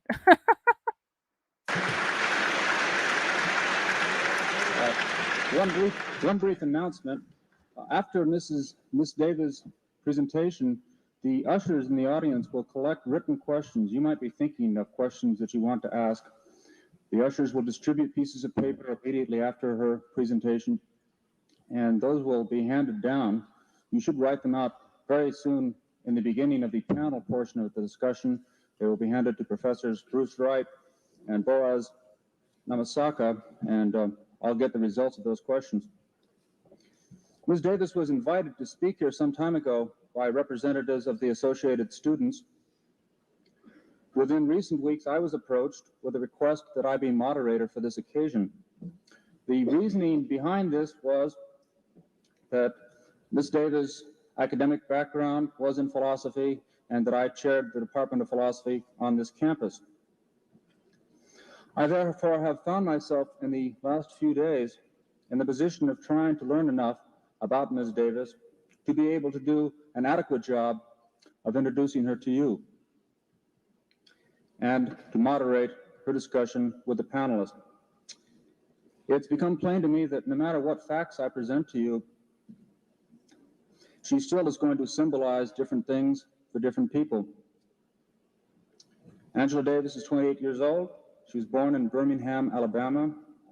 When she was 15, she went on a scholarship to a New York City high school. She received a scholarship to Brandeis University, where she studied French literature. During her junior year, she studied at the Sorbonne in Paris. In her final year at Brandeis, she began to study philosophy with Professor Herbert Marcuse. There it is. She graduated magna cum laude with honors in French literature. She pursued philosophy and graduate work, studying on a German state scholarship at Goethe University in Frankfurt, West Germany, where she also became active in demonstrations against the war in Vietnam. It was here that she began to formulate the topic for her doctoral thesis, Kant's philosophical concept of freedom as it related to the Black liberation movement. She returned home to America and enrolled in the University of California at Irvine, at San Diego, to complete her doctoral program under Professor Herbert Marcuse. She was appointed as a She was UCLA like up professor in Marcuse's 1969. ass. And when she was accused by an FBI undercover agent of being a communist, she told the University California Board of Regents, and I quote, "Yes, I am a communist, and I will not take the Fifth Amendment against self-incrimination because my political beliefs do not incriminate me. They incriminate the Nixons, Agnews, and Reagans." Oh my God! Applause. This is way better. This is way better than what we were watching. Thank you, Kino. That's a good idea, Liz. Attempts were made to fire her from UCLA because she was a communist, but the courts ruled this unconstitutional. Meanwhile, her classes at UCLA were the most widely attended in the history of the school, and all but one of her several hundred students rated her excellent.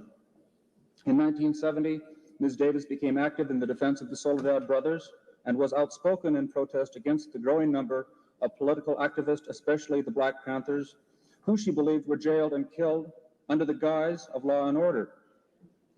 In June, she was fired by the Board of Regents, this time on the grounds that her speeches were held to be inflammatory. Subsequently, she was accused of a conspiracy and unlawful flight to avoid prosecution, of kidnapping, and of murder in connection with a shooting in August at a San Rafael courthouse. She was subsequently found to be not guilty.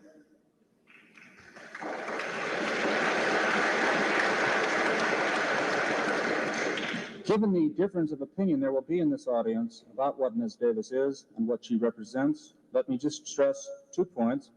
First, she has been found not guilty of the charges which have been made against her with respect to the events in San Rafael. Secondly, she's been found to be a woman whose fine intellect has been recognized by the various institutions where she has studied or taught.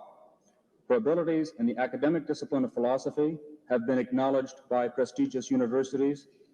I hope that you will join me in respecting the judgment of those institutions and welcoming and listening to Ms. Davis' speech on the topic. It's almost like these people felt as persecuted on college campuses back then as like the right feels now.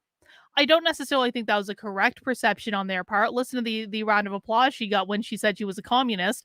But like it's kind of like it's interesting to me. It's like they feel like they're the persecuted ones when they are not the persecuted ones at all. Topic of oppression and repression. Thank you. Yeah, I want to watch old speeches. This is great.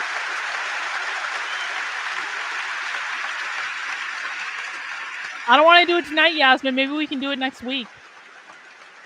We'll find some good stuff.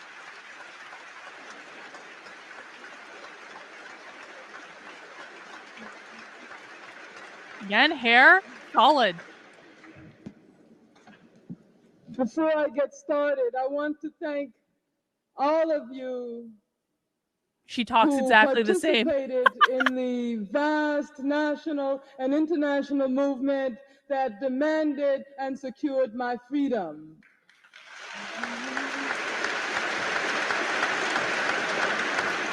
I recognize that had not it been for the efforts of thousands and millions of people throughout the world, I would not be standing here speaking to you this evening. I agree. It's a good look, man. It really is. This is the first time I have set foot on a college campus in California since I was fired from UCLA in June of 1970.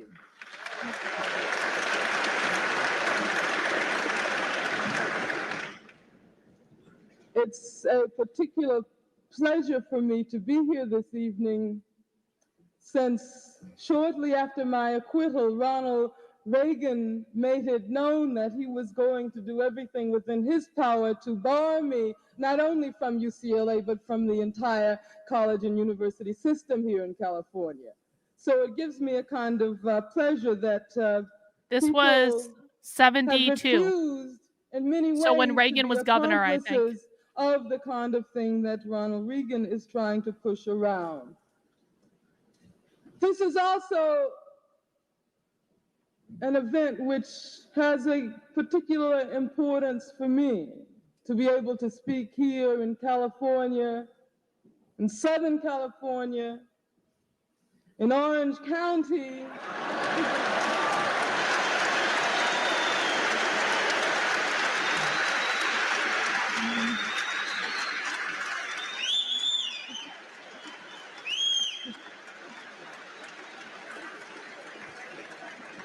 And I think that this is especially a victory in light of the mudslide re-election of Richard Nixon. The mudslide re-election? What does that mean? Most people call it a landslide victory, but I think it was a mudslide of racism and reaction. They would have said the same with Trump. The topic of this event is very timely and very appropriate: oppression and repression in the United States. The major problem we are confronting today, the major problem people throughout this country are confronting, is the problem of racism. And I think that if the last 4 years are any indication of what is to come during the next 4 years, we can indeed predict a very catastrophic period within the history of this country. Black and brown and Asian and Native American people have always been the first victims of oppression and repression in this country. But I think that white people in this country, particularly white working people, should begin to understand that they too are exploited and they too can be victims of repression. Because it was never about race for them. It was always about capitalism. It was never about race. It was always about capitalism. I'll say it one more time. It was never about race. It was always about capitalism. Guys, we should do a shout out to Brent, who has a big fancy job at SpaceX now. Congratulations, Brent. Good to see you. On many occasions in the past, and especially during this recent period after the elections, I have used the word fascism. I have talked about an increasingly fascist danger which people in this country must begin to come to grips with. Some people have accused me of using rhetoric which doesn't have any basis in reality. But I think that we have to be very serious during these very critical moments. We have to understand that there is indeed a very real danger, menace of fascism in the United States today. It's kind of like they've been saying the same thing for 50 years, isn't it? I do not think that we have already entered into a period of full-blown fascism, because fascism is not something that suddenly explodes and erupts into being. If we look back into the history of the world, if we look at countries like Germany, Spain, Italy, we see that fascism is a process. It's something that grows and develops. It's like a cancer. It starts attacking one group of people, but like a cancer, it begins to spread out with a fatal rapidity, and eventually, like a cancer, it destroys everything around it. Once fascism does consolidate itself, and I think again we have to look towards the past, look at those countries where fascism did develop into its full-blown state. Once this happens, There is no possibility of resisting it and defeating it from within. Look at what happened to Germany. Look at Italy. It was always defeated from without. And I would ask you to tell me one thing. If you can conceive of such a fascist order developing in this country, who would liberate us? Who would be able to liberate a country whose government possesses enough weaponry and enough nuclear capability to destroy every single person in the world many times over? And I know many of you probably do not agree with me that we are embarking upon a period which could lead in the direction of fascism. But I would urge upon you to weigh what I'm going to say very seriously, because your fate may very well depend upon it. If we look to fascist countries in the past, one of the things that becomes very clear is that the government or the class in power has always sought ways and means to divide the people. I agree with that. And when you talk about divide and rule, divide and conquer, that's one of the age-old strategic themes of oppressors and exploiters. And it's within this context that I want to say a few words about racism. Racism as it affects, I don't agree with that so much. Black people, Chicanos, Puerto Ricans, Native American, Asians. Well, they don't think Asians have racism against them anymore. Those white people who become its unwitting pawns, its unwitting weapons, its unwitting instruments.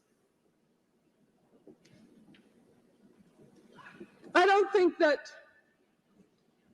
too many people would disagree that there was indeed a lot of racism in Tricky Dick Nixon's campaign. What racism? But indeed,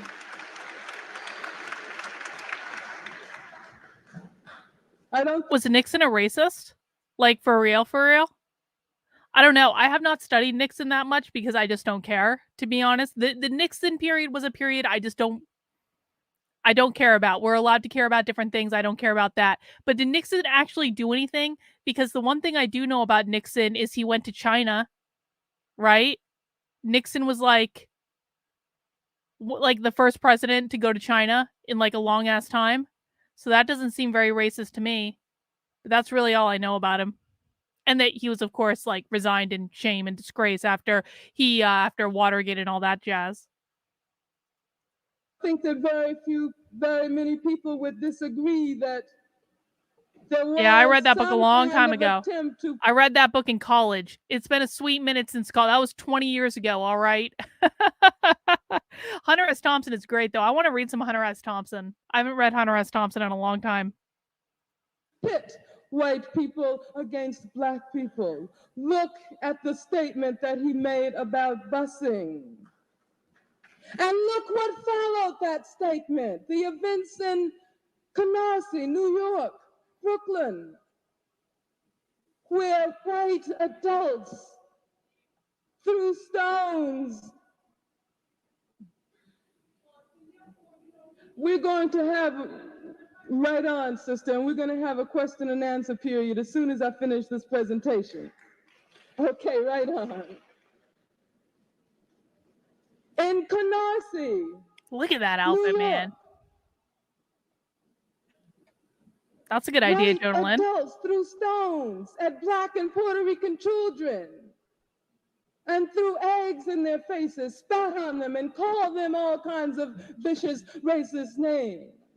And I think we have to understand the connection between that statement that Nixon had made only a short while previous to that and what happened in Canarsie.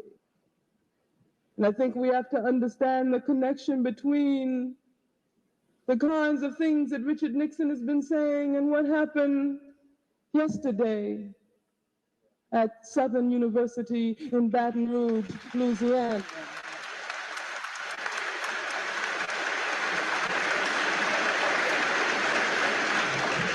You see, it is no accident that precisely at this moment, we appear to be returning back to Little Rock, Arkansas. We are returning back to Orangeburg, because Orangeburg preceded Kent.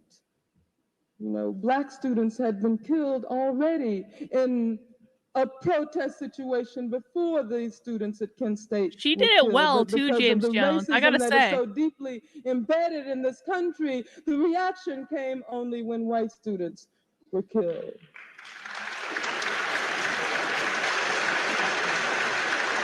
But let's try to understand, first of all. I mean, if we understand Angela Davis as more of like a student of her times, I guess it makes more sense. Because we're talking about a time period in which, like, you know, let's just be honest about this. There was more legitimate racism in this time period than there is now. And so if we think about, and that doesn't excuse the fact that Angela Davis was a communist and studied under Marcuse, those are separate and, well, terrifying and not good. It wasn't good then, it's not good now. But there was legitimately more racism during this time period, and I'm sure that informs her worldview and her sensibilities. And I do think that it is important for us to acknowledge that. What racism is all about. Let's try to understand its source and who it benefits. Because I maintain that racism does not benefit the masses of white people, and that white people have just as much an interest in fighting racism as Black people and Chicanos and Puerto Ricans and Native Americans and Asians. And I agree with her.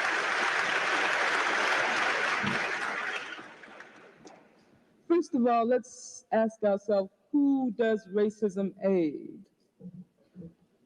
And I don't think there's any doubt about the fact that the beneficiaries of racism are not the masses of white people, but the vast capitalist corporations in the country.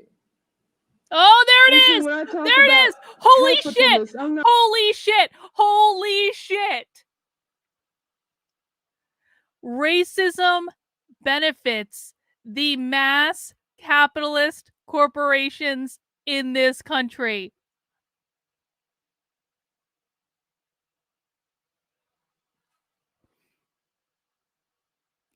Holy shit! Can we just watch that again? We have to. I'm going to revel in this moment. Ask ourselves, who does racism aid? And I don't think there's any doubt about the fact that the beneficiaries of racism are not the masses of white people, but the vast capitalist corporations in the country. And you see, when I talk about capitalists, I'm not talking about the small businessman, This is Communist Manifesto. This is Communist Manifesto right here. Store. See, that's what Richard Nixon wants us to think Black capitalism is all about. But you see, capitalism today, when we talk about capitalism today, we have to look towards the General Motors, the Standard Oils, the IT&Ts, I'm going to clip it later. Electrics, the Bank of Americas, and I could go on and on. But actually, I couldn't go that far, because the number of people in this country who control the majority of the wealth is extremely minute. If you take the 100 largest corporations in this country, they already control 50% of the wealth. And then you take the 200 largest, and you find out that they control practically all except 15% of the wealth in this country. But then 70% of all income taxes are paid by working people. Does that sound right? Sounds like there's something wrong with that. But let me try to explain for a moment how racism affects people of color and Black people, Chicanos, Puerto Ricans, and all people of color in this country. If you take working people of color,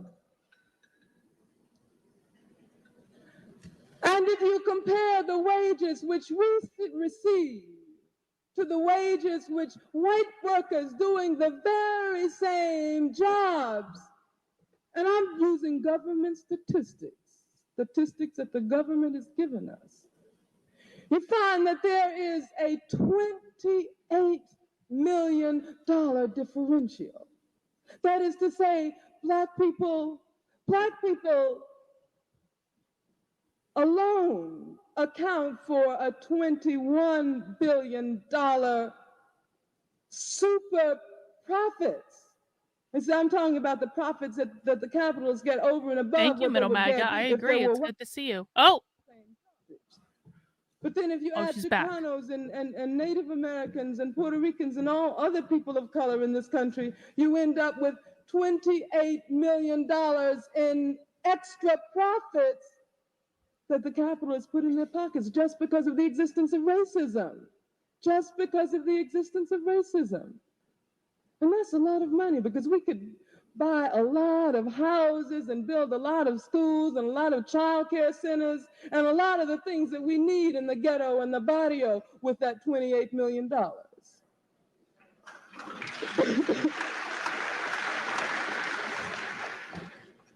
But you see, racism serves yet I agree, another Kino. Thank function, you again for this. and that is the disruptive, divisive function. Because you have a situation where, while white workers can rant and rave about Black workers,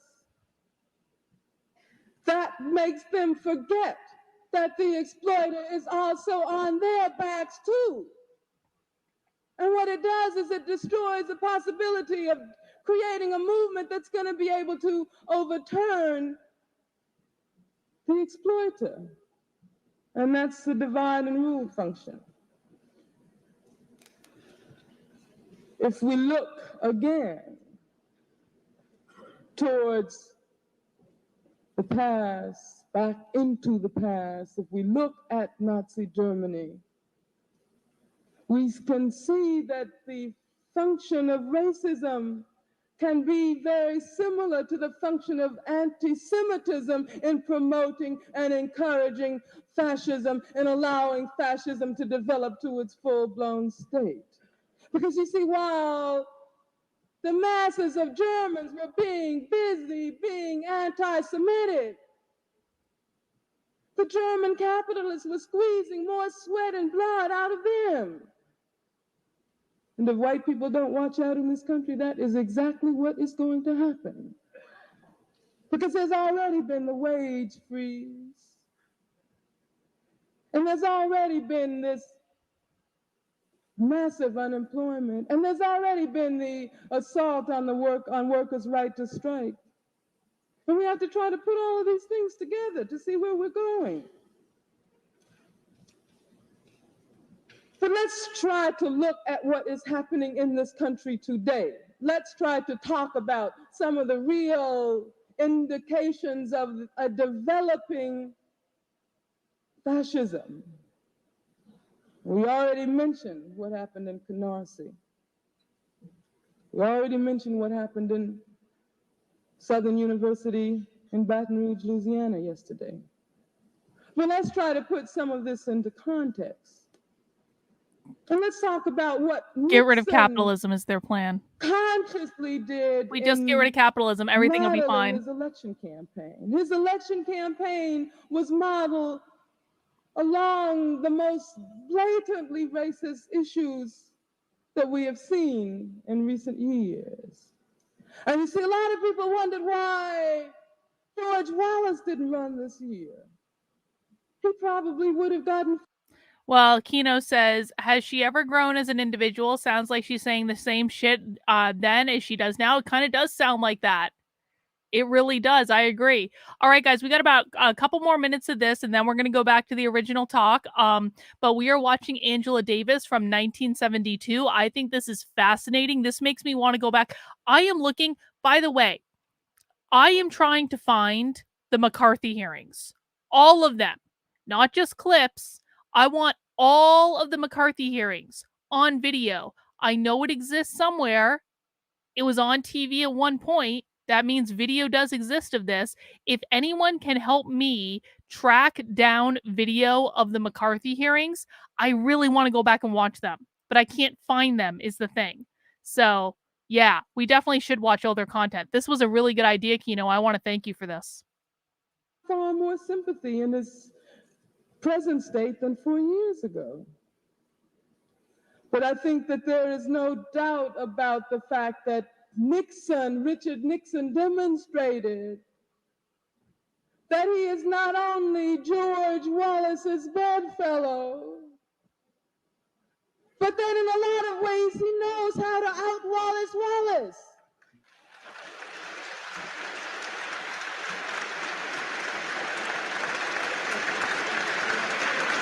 Because you see, in a lot of ways, the Nixon is a little bit more clever, a little bit shrewder than George Wallace, so he can get much further.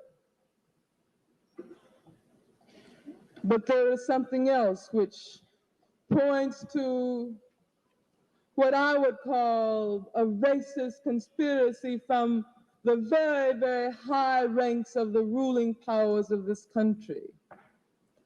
And what is that? I know a lot of us kept waiting for George McGovern to say something about the need to respond to what was happening in the ghettos and the barrios. And we kept waiting. And we heard Nixon and all of his racist nonsense. Oh, I guess that's it. Thank you, Kino, for that little blast of the past from Angela Davis. Now we're going to return to our presentation now, where, to be quite frank, none of these women have actually said anything the entire presentation. But maybe as we inch closer to that Q&A portion, because as a reminder for people who are new, maybe you haven't been to Socialism Saturday before, the Q&A portion is almost always the most revealing because they're asking them questions they haven't rehearsed and planned for. But so far, this has actually been a really deeply disappointing Socialism Saturday because these women are not saying anything of substance. That Angela Davis speech from 1972 that we just watched, that was far more informative about what Angela Davis believes than this presentation has been. So, you win some, you lose some. You never know. We've still got half an hour left. I hope you will mount that like button for me. I tried to give you a good presentation. I couldn't predict that they weren't going to say anything of value, okay? But we'll have to see. You never know what happens in the back half. Thank you. Yes, I love that. Maybe I'll add a quick line about internationalism. Just that following the Marie Matsuda point about asking the other question, I think internationalism certainly helps me to be able to question, look, think through in a different way what passes for normal and right and good in my own particular location. So I've had the privilege of growing up in a different nation state and also traveling and being connected to projects outside of U.S. nation-state borders, and in all of those opportunities have really, reminded me about the insularity of United States thinking and practice often, and have also just given me brilliant examples of communities that are, making a way out of no way, engaging that both and work, supporting people supporting themselves, surviving, flourishing at the same time as working to challenge structures. So, and I think that those are often, tiny networks, amazing networks, the radical group of, feminists in Berlin that were translating, the creative interventions manual, or the wonderful, group in London that took me bent bars to see a queer group inside a prison for people the state considers men in just outside of London. So those tiny networks are supporting people inside, are making different kinds of demands. So and I think it felt imperative to us as a methodology. And I think, Gina says this really beautifully, I can't remember the phrase, but like to try to make sure that that was included in this project, but not in a way that was tokenizing. And I think it's hard to have a small book that represents, so many organizations and campaigns and projects. So it's hard to sort of, have that. So we only included some, but I just wanted to flag that for us, internationalism seems central because, we've learned from it. It shapes the landscape. And I think particular for us who are located in the U.S. nation state to recognize those networks are central and vibrant. And if anything, I'm excited for the next project. There's a great small press out of the UK that just did this. I'll remember it at some point in this conversation and share it. Did a wonderful kind of abolitionist tiny book project that just came out. So there's all kinds of exciting stuff emerging now, abolitionist feminist work. So. Thank you so much to all of you. So I just want to give us a time check that we have Q&A. about 15 more minutes for our agreed upon ending. And I do have a few more questions, but I think I'll just try to focus us on two because I think that they will bring out, a lot of the things that I think we could talk about in however ways, you can take it wherever you want to go is what I'm saying. So the first is I love about this small book that there's so much art and cultural work here represented. There's so much kind of visual. One of the things I will say for this, and because I'm just going to start pulling whatever learnings I can from this presentation that we can apply to ourselves. Christopher, the best way to contact me directly is activelyunwoke@gmail.com. I'll put it in the chat. Hang on. activelyunwoke@gmail.com. So you can always send me stuff at that email address. But like one of the things that oh gosh, what was I just gonna say? God damn it. Okay, so I just fucked up my knitting. Oh no, hang on. Give me 1 second here. I just need to real quick. I just need to put my knitting back together. I just pulled a whole bunch of stitches off the needles. Luckily, it's only knit stitch, so it's actually pretty easy to fix. All right. Okay, crisis averted. I didn't drop a stitch, I don't think. Okay, good. All right. So one of the things that I think we should think about in regards to this presentation, and what I want to put out there for people is a lot of times I hear from people that they don't have a platform and so they don't think it's worth doing something, or they don't have a platform and so they don't think it's worth creating a flyer or writing a book or doing a video on the internet because they don't have thousands or tens of thousands or millions of people following them. They just like, what can I even do? Because all these people have a platform, it's worth doing. They can do it, but like, why should I even bother doing it?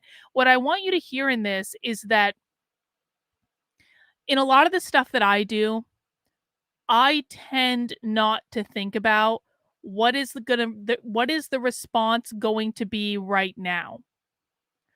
I tend to not worry about that. And this is true of my Unwoke stuff. This is also true of like all of my other projects. Because some of you guys know, I have writing projects about spirituality. I have writing projects about being red pilled. I have writing projects about triggering people. I have a whole bunch of different projects that I have going on simultaneously. When I'm thinking about things, I tend not to think about what is the response going to be right now. I tend to think about what I want history to be able to document. So what do I mean by that?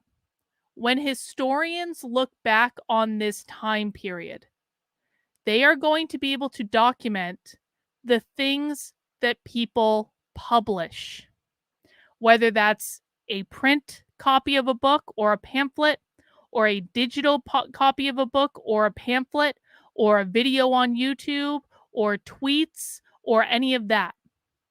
I feel very, very strongly about providing an example of someone who was alive during this time period that didn't buy into any of this woke Marxist bullshit, that's putting stuff on the internet for the sheer sake of publishing it to have a published record of something that history can then look back on and say, this is what it was like for this person to be alive during this time period and what they put out there and what they talked about.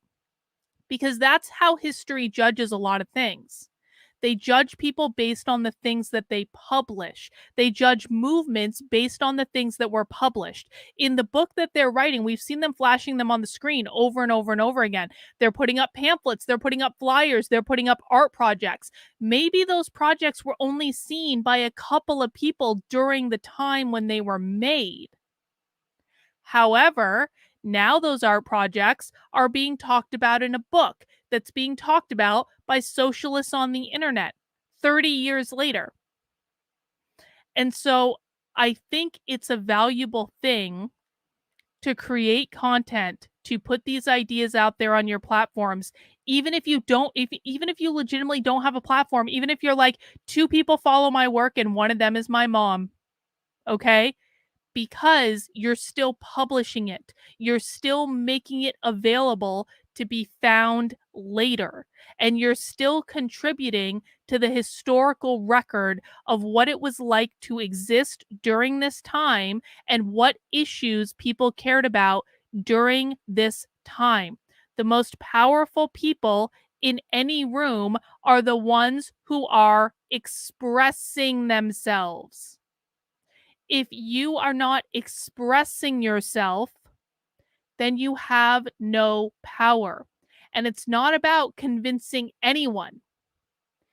In all likelihood, everything that I'm doing is going to fail. What do I mean by that? I think the left is going to win. That might be really sad for some people to hear, but ultimately, I think they're going to win. And the reason that I think they're going to win is they're the ones that are actually doing something and fighting for what they want, while the right is dicking around and canceling people on their own fucking team for no good reason. The right doesn't fight for anything. They don't do anything productive at all. They just whine and complain all day, every day.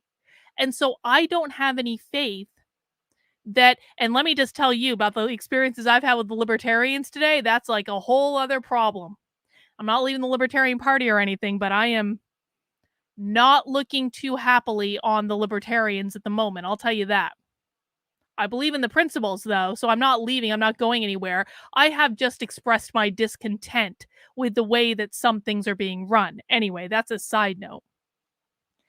But the point of publishing what you believe and what you're thinking about is not necessarily for the people now. It's for the people 50 years from now, 100 years from now. You're not talking to the people you're hearing from on social media now. You're talking to the historians who are going to be looking back on this period after you're dead. I think that anyone who has ever read a book about history can understand this. Where every pamphlet you write, every pamphlet some of these people were, I've got a book, hang on. I've got a book sitting on my desktop here from my friend Dave Benner, all about Thomas Paine. Everything that Thomas Paine wrote has been documented. Every pamphlet, every magazine, every letter, every piece of paper, even if only a couple people read it at the time. And then people, several hundred years after they lived, go back and document these things so we can all understand who these people were and what they believed and what was going on during that time period. That's what I think about when I'm publishing things. Not about what people are doing now. People might use it now, people might not use it now. But I think about that. And I want to encourage everyone to think about that as well. Even if it's just creating a silly pamphlet, doing unwoke art like I am with my Unwoke art project. Yeah, basically, that's how I think about it. It's a time capsule. What was going on during this time period? What did people actually believe? Because the victors ultimately will write history. The left will write the history of this time, if or when they win. I want to do everything I can to make sure that there is a record that a lot of people, at least me, I can't control anyone else, I suppose, but at least me, I vehemently disagree with what's going on right now. And I want to make sure there's a record of at least one person, and maybe no one will ever read it, fine, but at least one person speaking up and making content saying, I vehemently disagree with these people. And that'll provide a historical record later. And that's why I do it. And I want to encourage other people to do that too. Yeah, Joel, I think collecting physical books is a great idea. I want to start doing more than this, or more than I'm doing right now. I collect books sometimes. I collect older books that are used in schools, or that were used in schools. I have older dictionaries. I have a giant ass dictionary from like the 1940s. So stuff like that. But I would encourage everyone to do that, because that's how we create a record of this time period. And stop doing things in digital if you can, because digital can be altered. Physical stuff can't be. Anyway, let's keep going.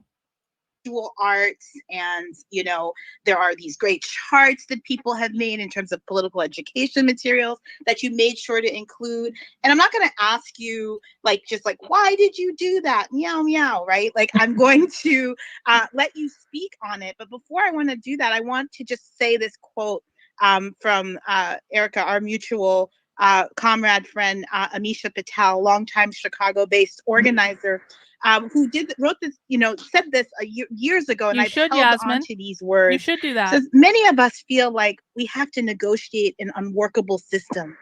Art, making things, is about unlocking what we can create, not just managing an unworkable system. Our creative power is at the center of our organizing for justice and liberation. Hope is creative. Creative is hope. And I just love this. I think it's just so on point.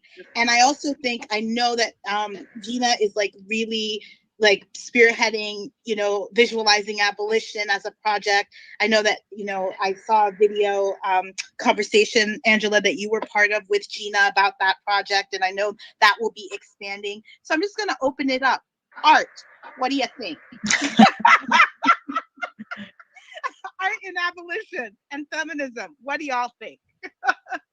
And then we'll end with one question at the end. Yeah, I'll just, I also love that others among us, it wasn't me who thought to include so much visual art and cultural representations in the book, but to me, it is one of the things I like most about it. And part of that is because, going back to the question of both what is sustainable, and the campaigns aren't always sustainable, the relationships don't always last, but when we were able to uncover the symbols, the artifacts of the work, it felt to me like it came alive, like the words came alive, and the pictures of people, the diagrams, some of them. You should document it in real time, because if you don't document it in real time, your understanding of it is going to be different than 2 years down the road. So we're talking about, Yasmin said she wanted to write about what it was like to live under Joe Biden's administration, but saying she has to wait. You don't have to wait. Start writing it now, because you're going to have your most authentic reactions in the moment.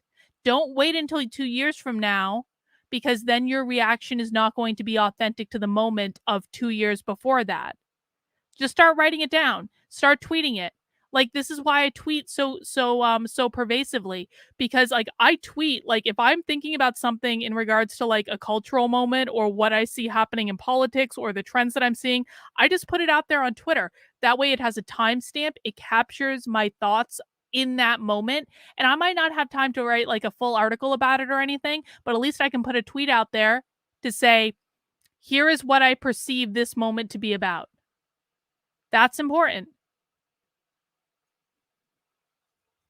Hand drawn, the choice of words that, you know, show up in a diagram, you know, from 15, 20 years ago.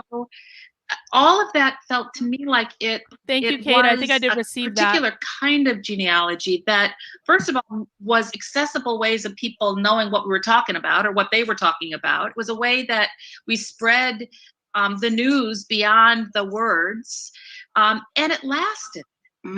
It lasted. And as we were writing this book during a pandemic, I, at different points, would put different images that we had decided to include in the book on the bulletin board that I was facing when I was Zooming or writing or whatever else I spent those 2 years doing. It feel like there were these things that I could hold on to that were about lessons learned and encouragement about the future. And I felt like that it was life-giving. And I think our culture gives a kind of life that words alone just never will. I'm so glad we were able, I'm grateful for all of the people who contributed the amazing work that we're able to show in the book and the things that, you know, will be shown in the next book, because there's a lot of it, and it just gives us life. So thank you. Michelle, I'll drop the link in the chat for you. Oh, go ahead, Erica. No. Go ahead, Angela. And one last thing about this, I think also that so much of what life is like for people inside is creative work in resistance to the life that is being taken away from them every day that they wake up inside a jail or prison or detention center. And so the resistance dimension of it is, I think, also important to lift up. Well, I was going to, thank you, Beth. I was going to try to connect the artwork we include in the texts as what would ordinarily be considered ephemera of the movement. You know, those things that get produced within the moment, but that are left to be forgotten, you know, as a relic of the past. And in a sense, it kind of captures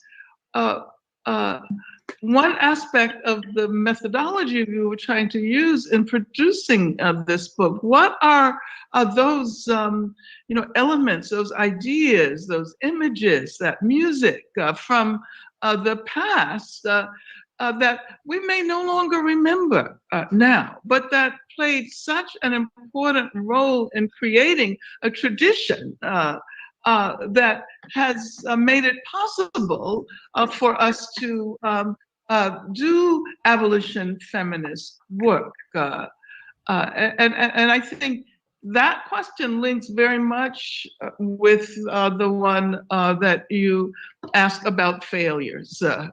You know, the things that kind of fall away, but nevertheless leave a mark that we don't necessarily acknowledge.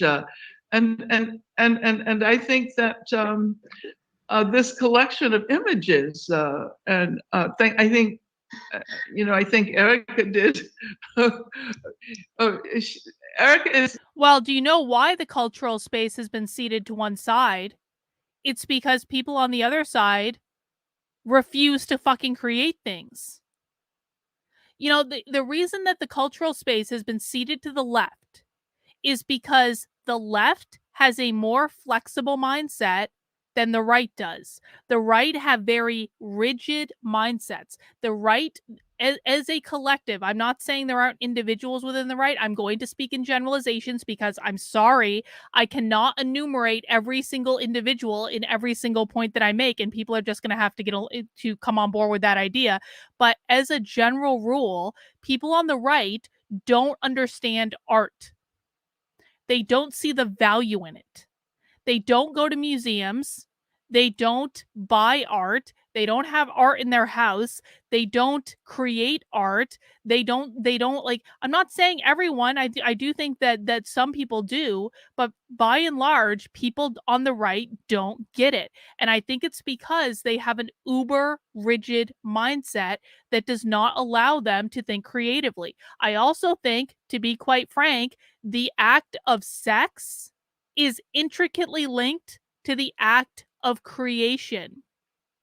For human beings, sex is the ultimate creative act, in that it's the thing that you do that quite literally creates another human being.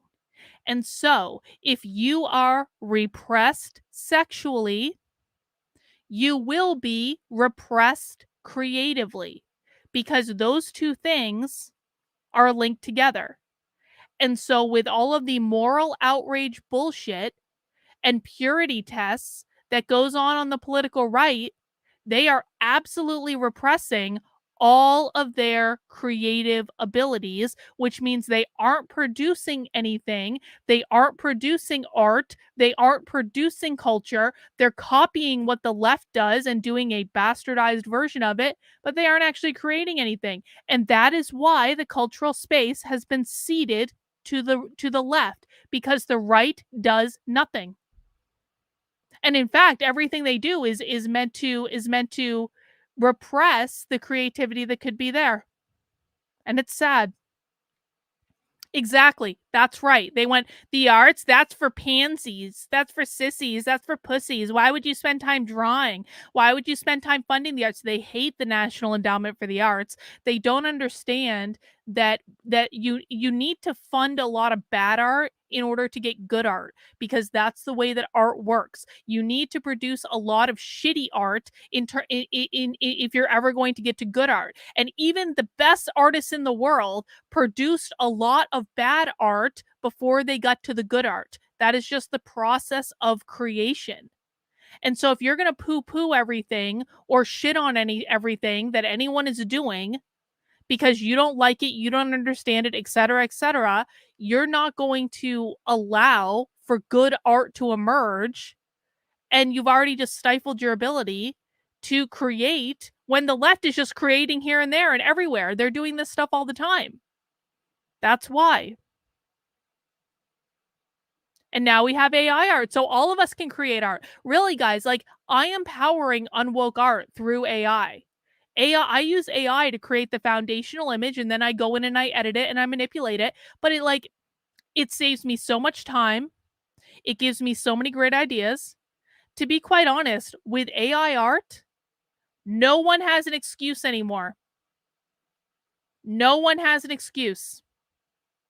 We can all create art now. We can all think about creative ideas, put those inputs into the system, and see what comes out.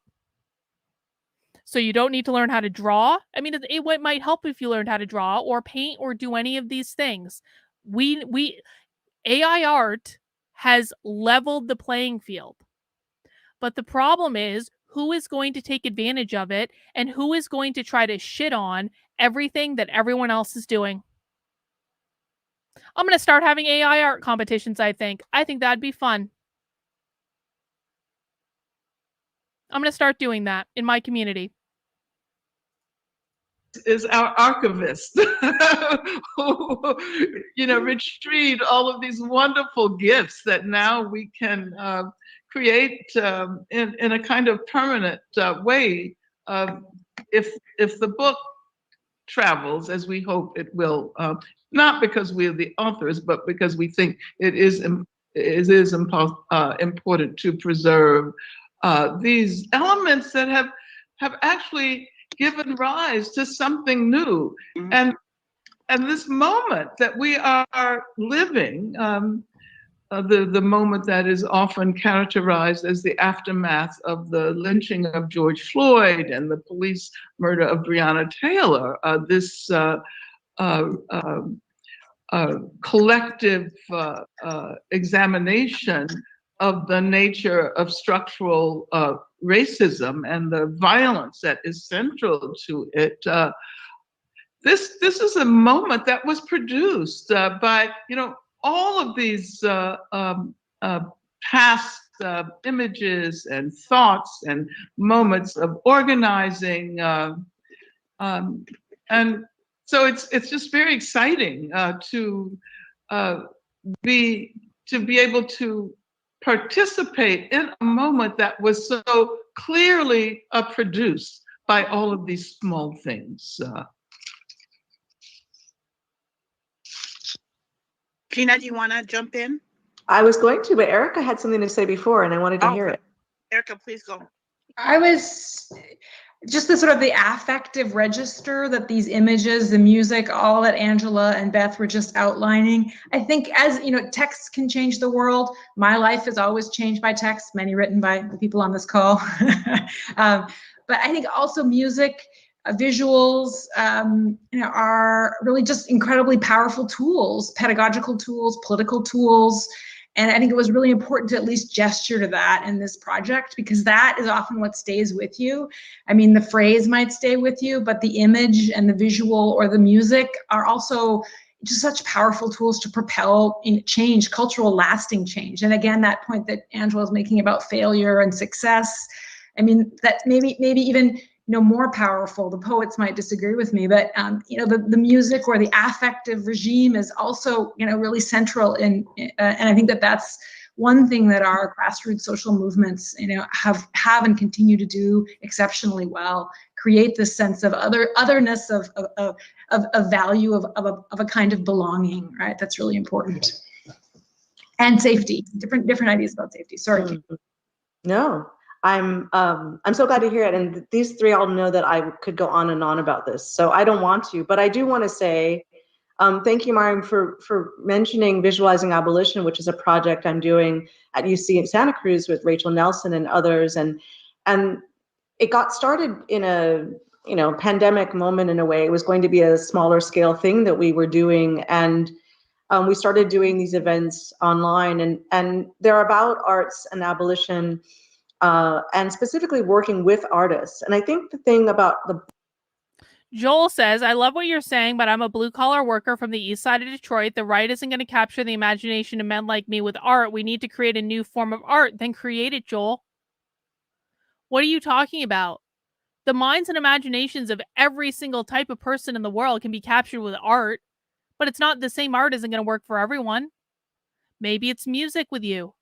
Maybe movies are art too. Movies are art too. TV is art. Video is art. Film is art. I mean, like, even certain types of images and pictures, like that captures the minds of people like you. Art can capture the minds of everyone, but not the same art is going to be appealing to every single person. So if you want to create something, just create it. Think about the things that you like. Think about the pictures you like. I have met some of the, sculpture. Exactly. Sculptures are art. You can create really cool sculptures out of motorcycle parts from cars, things like that. People do it all the time. You can create anything, and it's available to everyone. Yeah, I've seen actually some really cool creations with knives and swords where they put them all together and they create a beautiful sculpture out of it. Dance is art. You can do amazing stuff with metal work. What was that show on I think I was watching it on Hulu. The competition show where they were creating swords and knives and things. Steampunk stuff.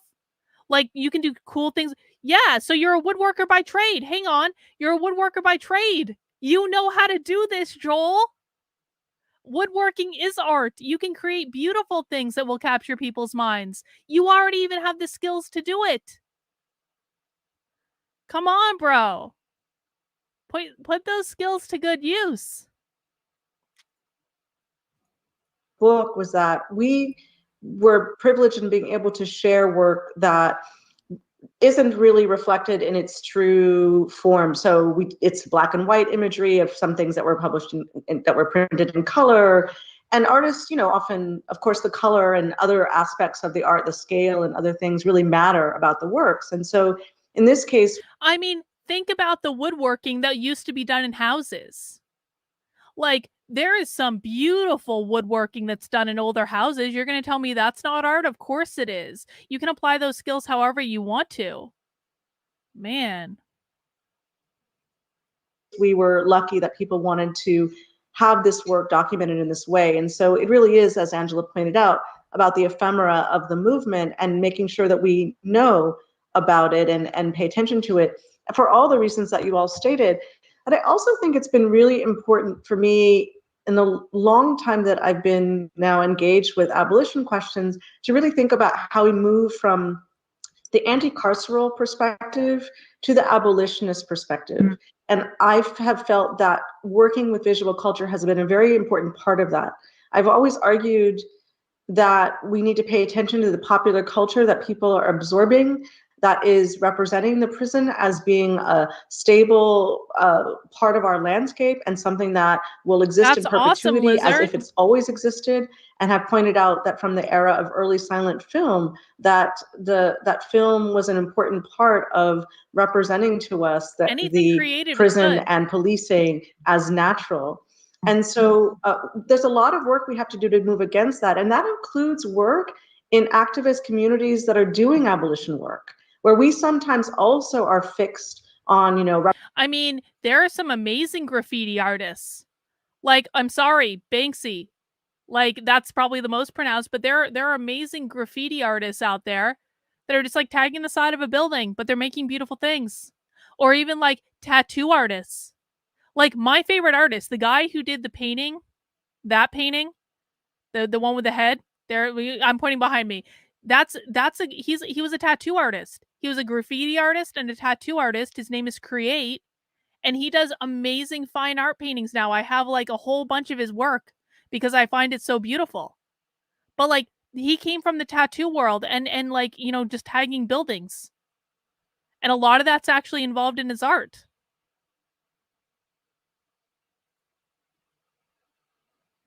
But Carlin, I work a full-time job and have kids and I don't have time is one of my favorite excuses from the right. Yeah, exactly. Exactly. And I understand that it's an issue of time, but that's why AI art is so cool. Because the reason that I didn't launch Unwoke Art 2 years ago was an issue of time. It wasn't that a lack of ideas, it was an issue of time. But AI art has taken care of that. It makes it so much easier to just create things.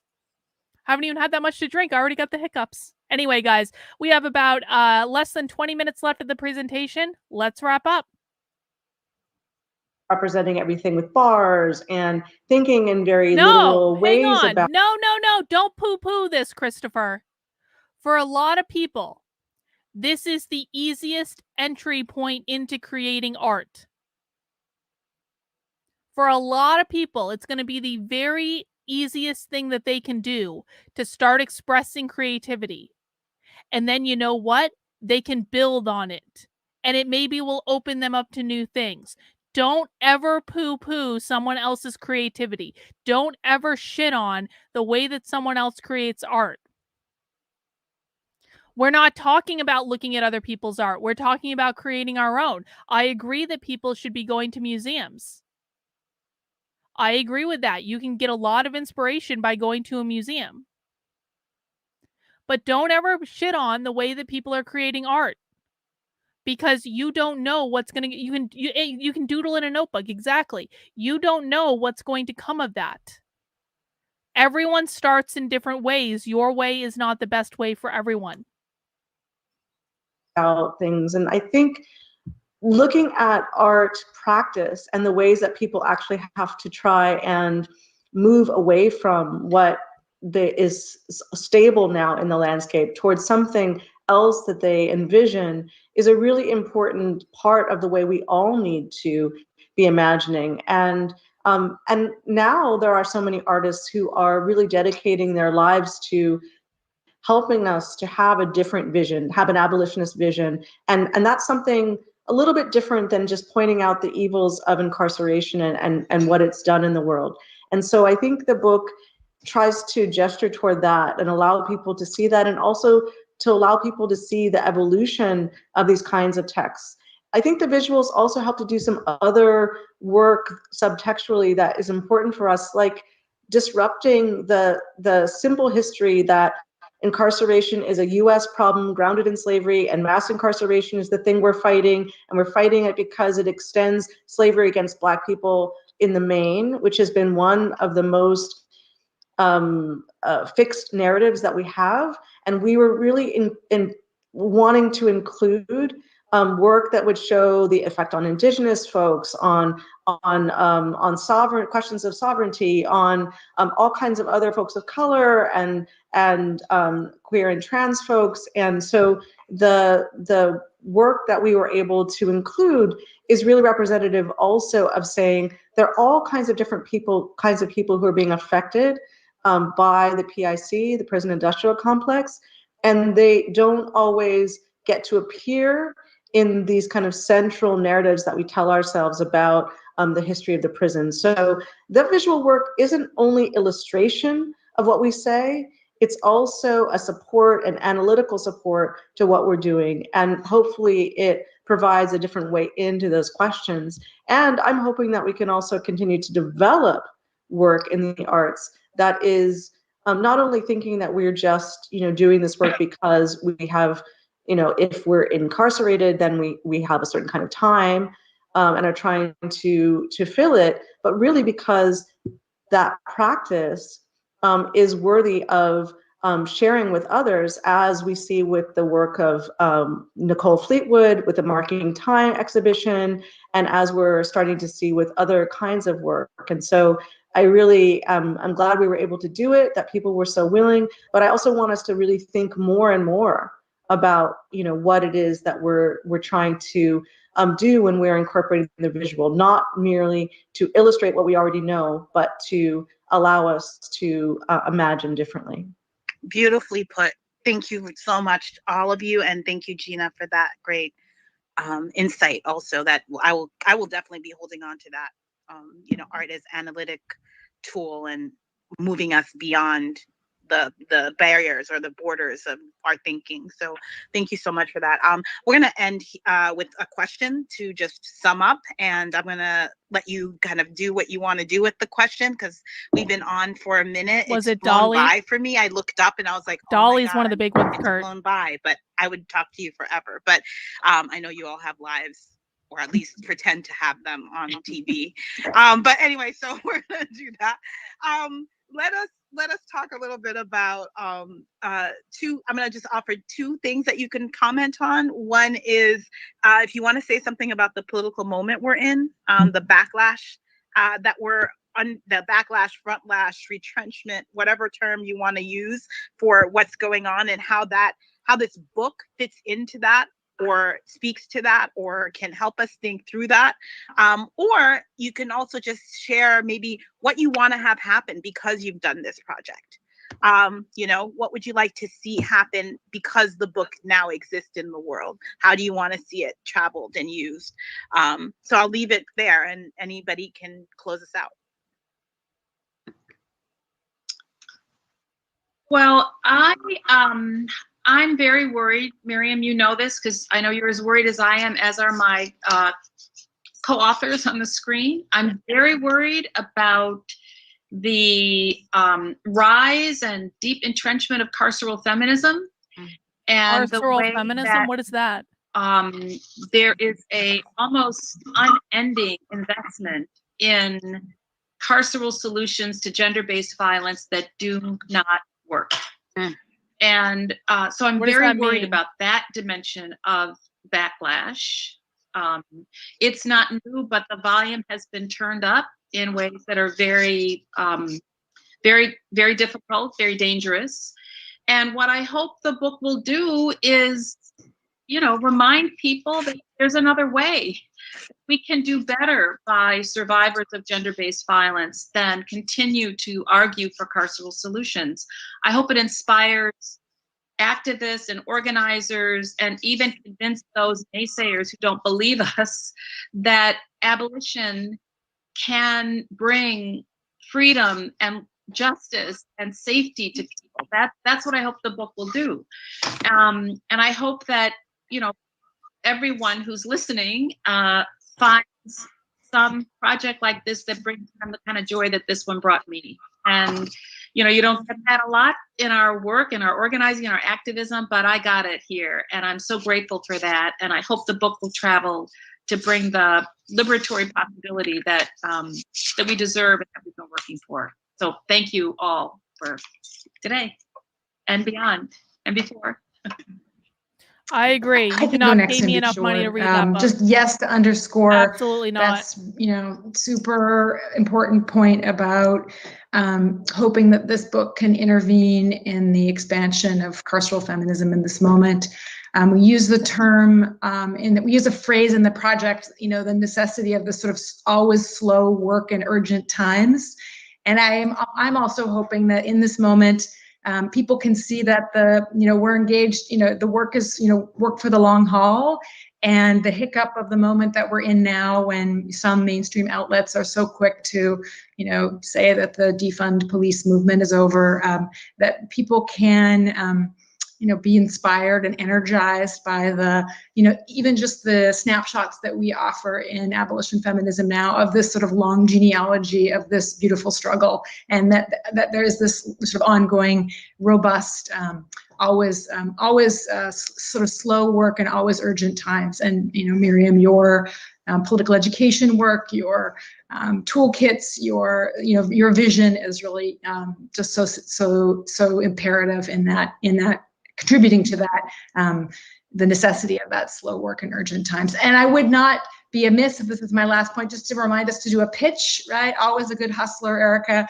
Just, I know, if you are on the call or listening to this and you have a few extra dollars, you know, we flagged a couple of organizations, Critical Resistance, Love and Protect, the Prison Neighborhood Arts and Education Project. One of the ways that these small groups keep going, right, is because of $5 or $20. So feel free to contribute to those organizations or to the many other abolitionist feminist organizations wherever you are located, and learn from their incredible work and support their work. So I just wanted to flag that. I think that is, you know, I think in this, you know, again, another moment of co-optation and retrenchment and violence, trying to hang on to those, the power of our shared work. Well, thank you, Beth and Erica. And I just want to use this closing moment to say something about what we've been calling abolition feminist temporalities. That the work that we're doing now has emerged from a past of many decades, even centuries, and that we have to avoid becoming so ensconced in the moment that we fail to recognize how that past work, this present work, can lead us to a very different future.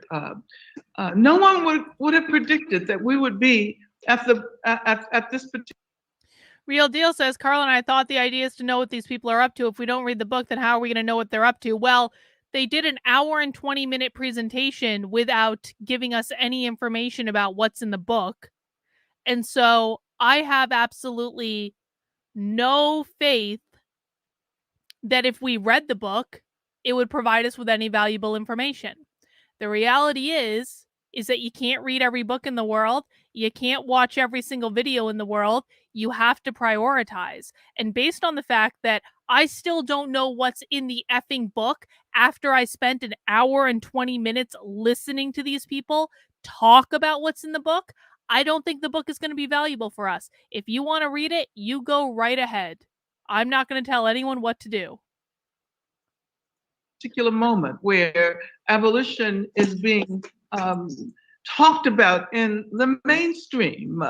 Many of us who've been proponents of abolition forever, it seems, and for me, it's been since the 1970s. I never imagined that there would come a time, at least not in my lifetime, where we would be having these conversations. I assume that it might happen, but maybe 50, 100 years into the future.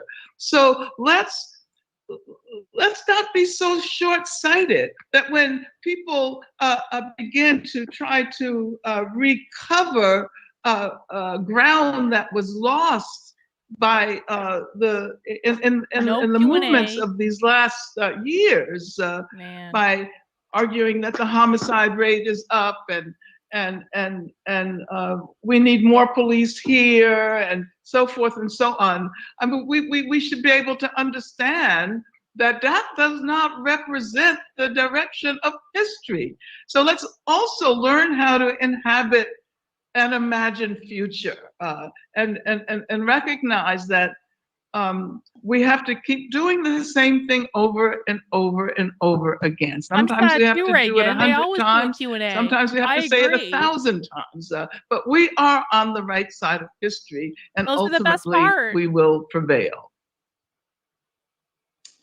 Indeed, I was actually hoping to give you the last word because that was a beautiful line to end on. So without disrupting it, I'll just say that I also am very, very grateful for this conversation, for this group of authors, for Mariam's support and humor.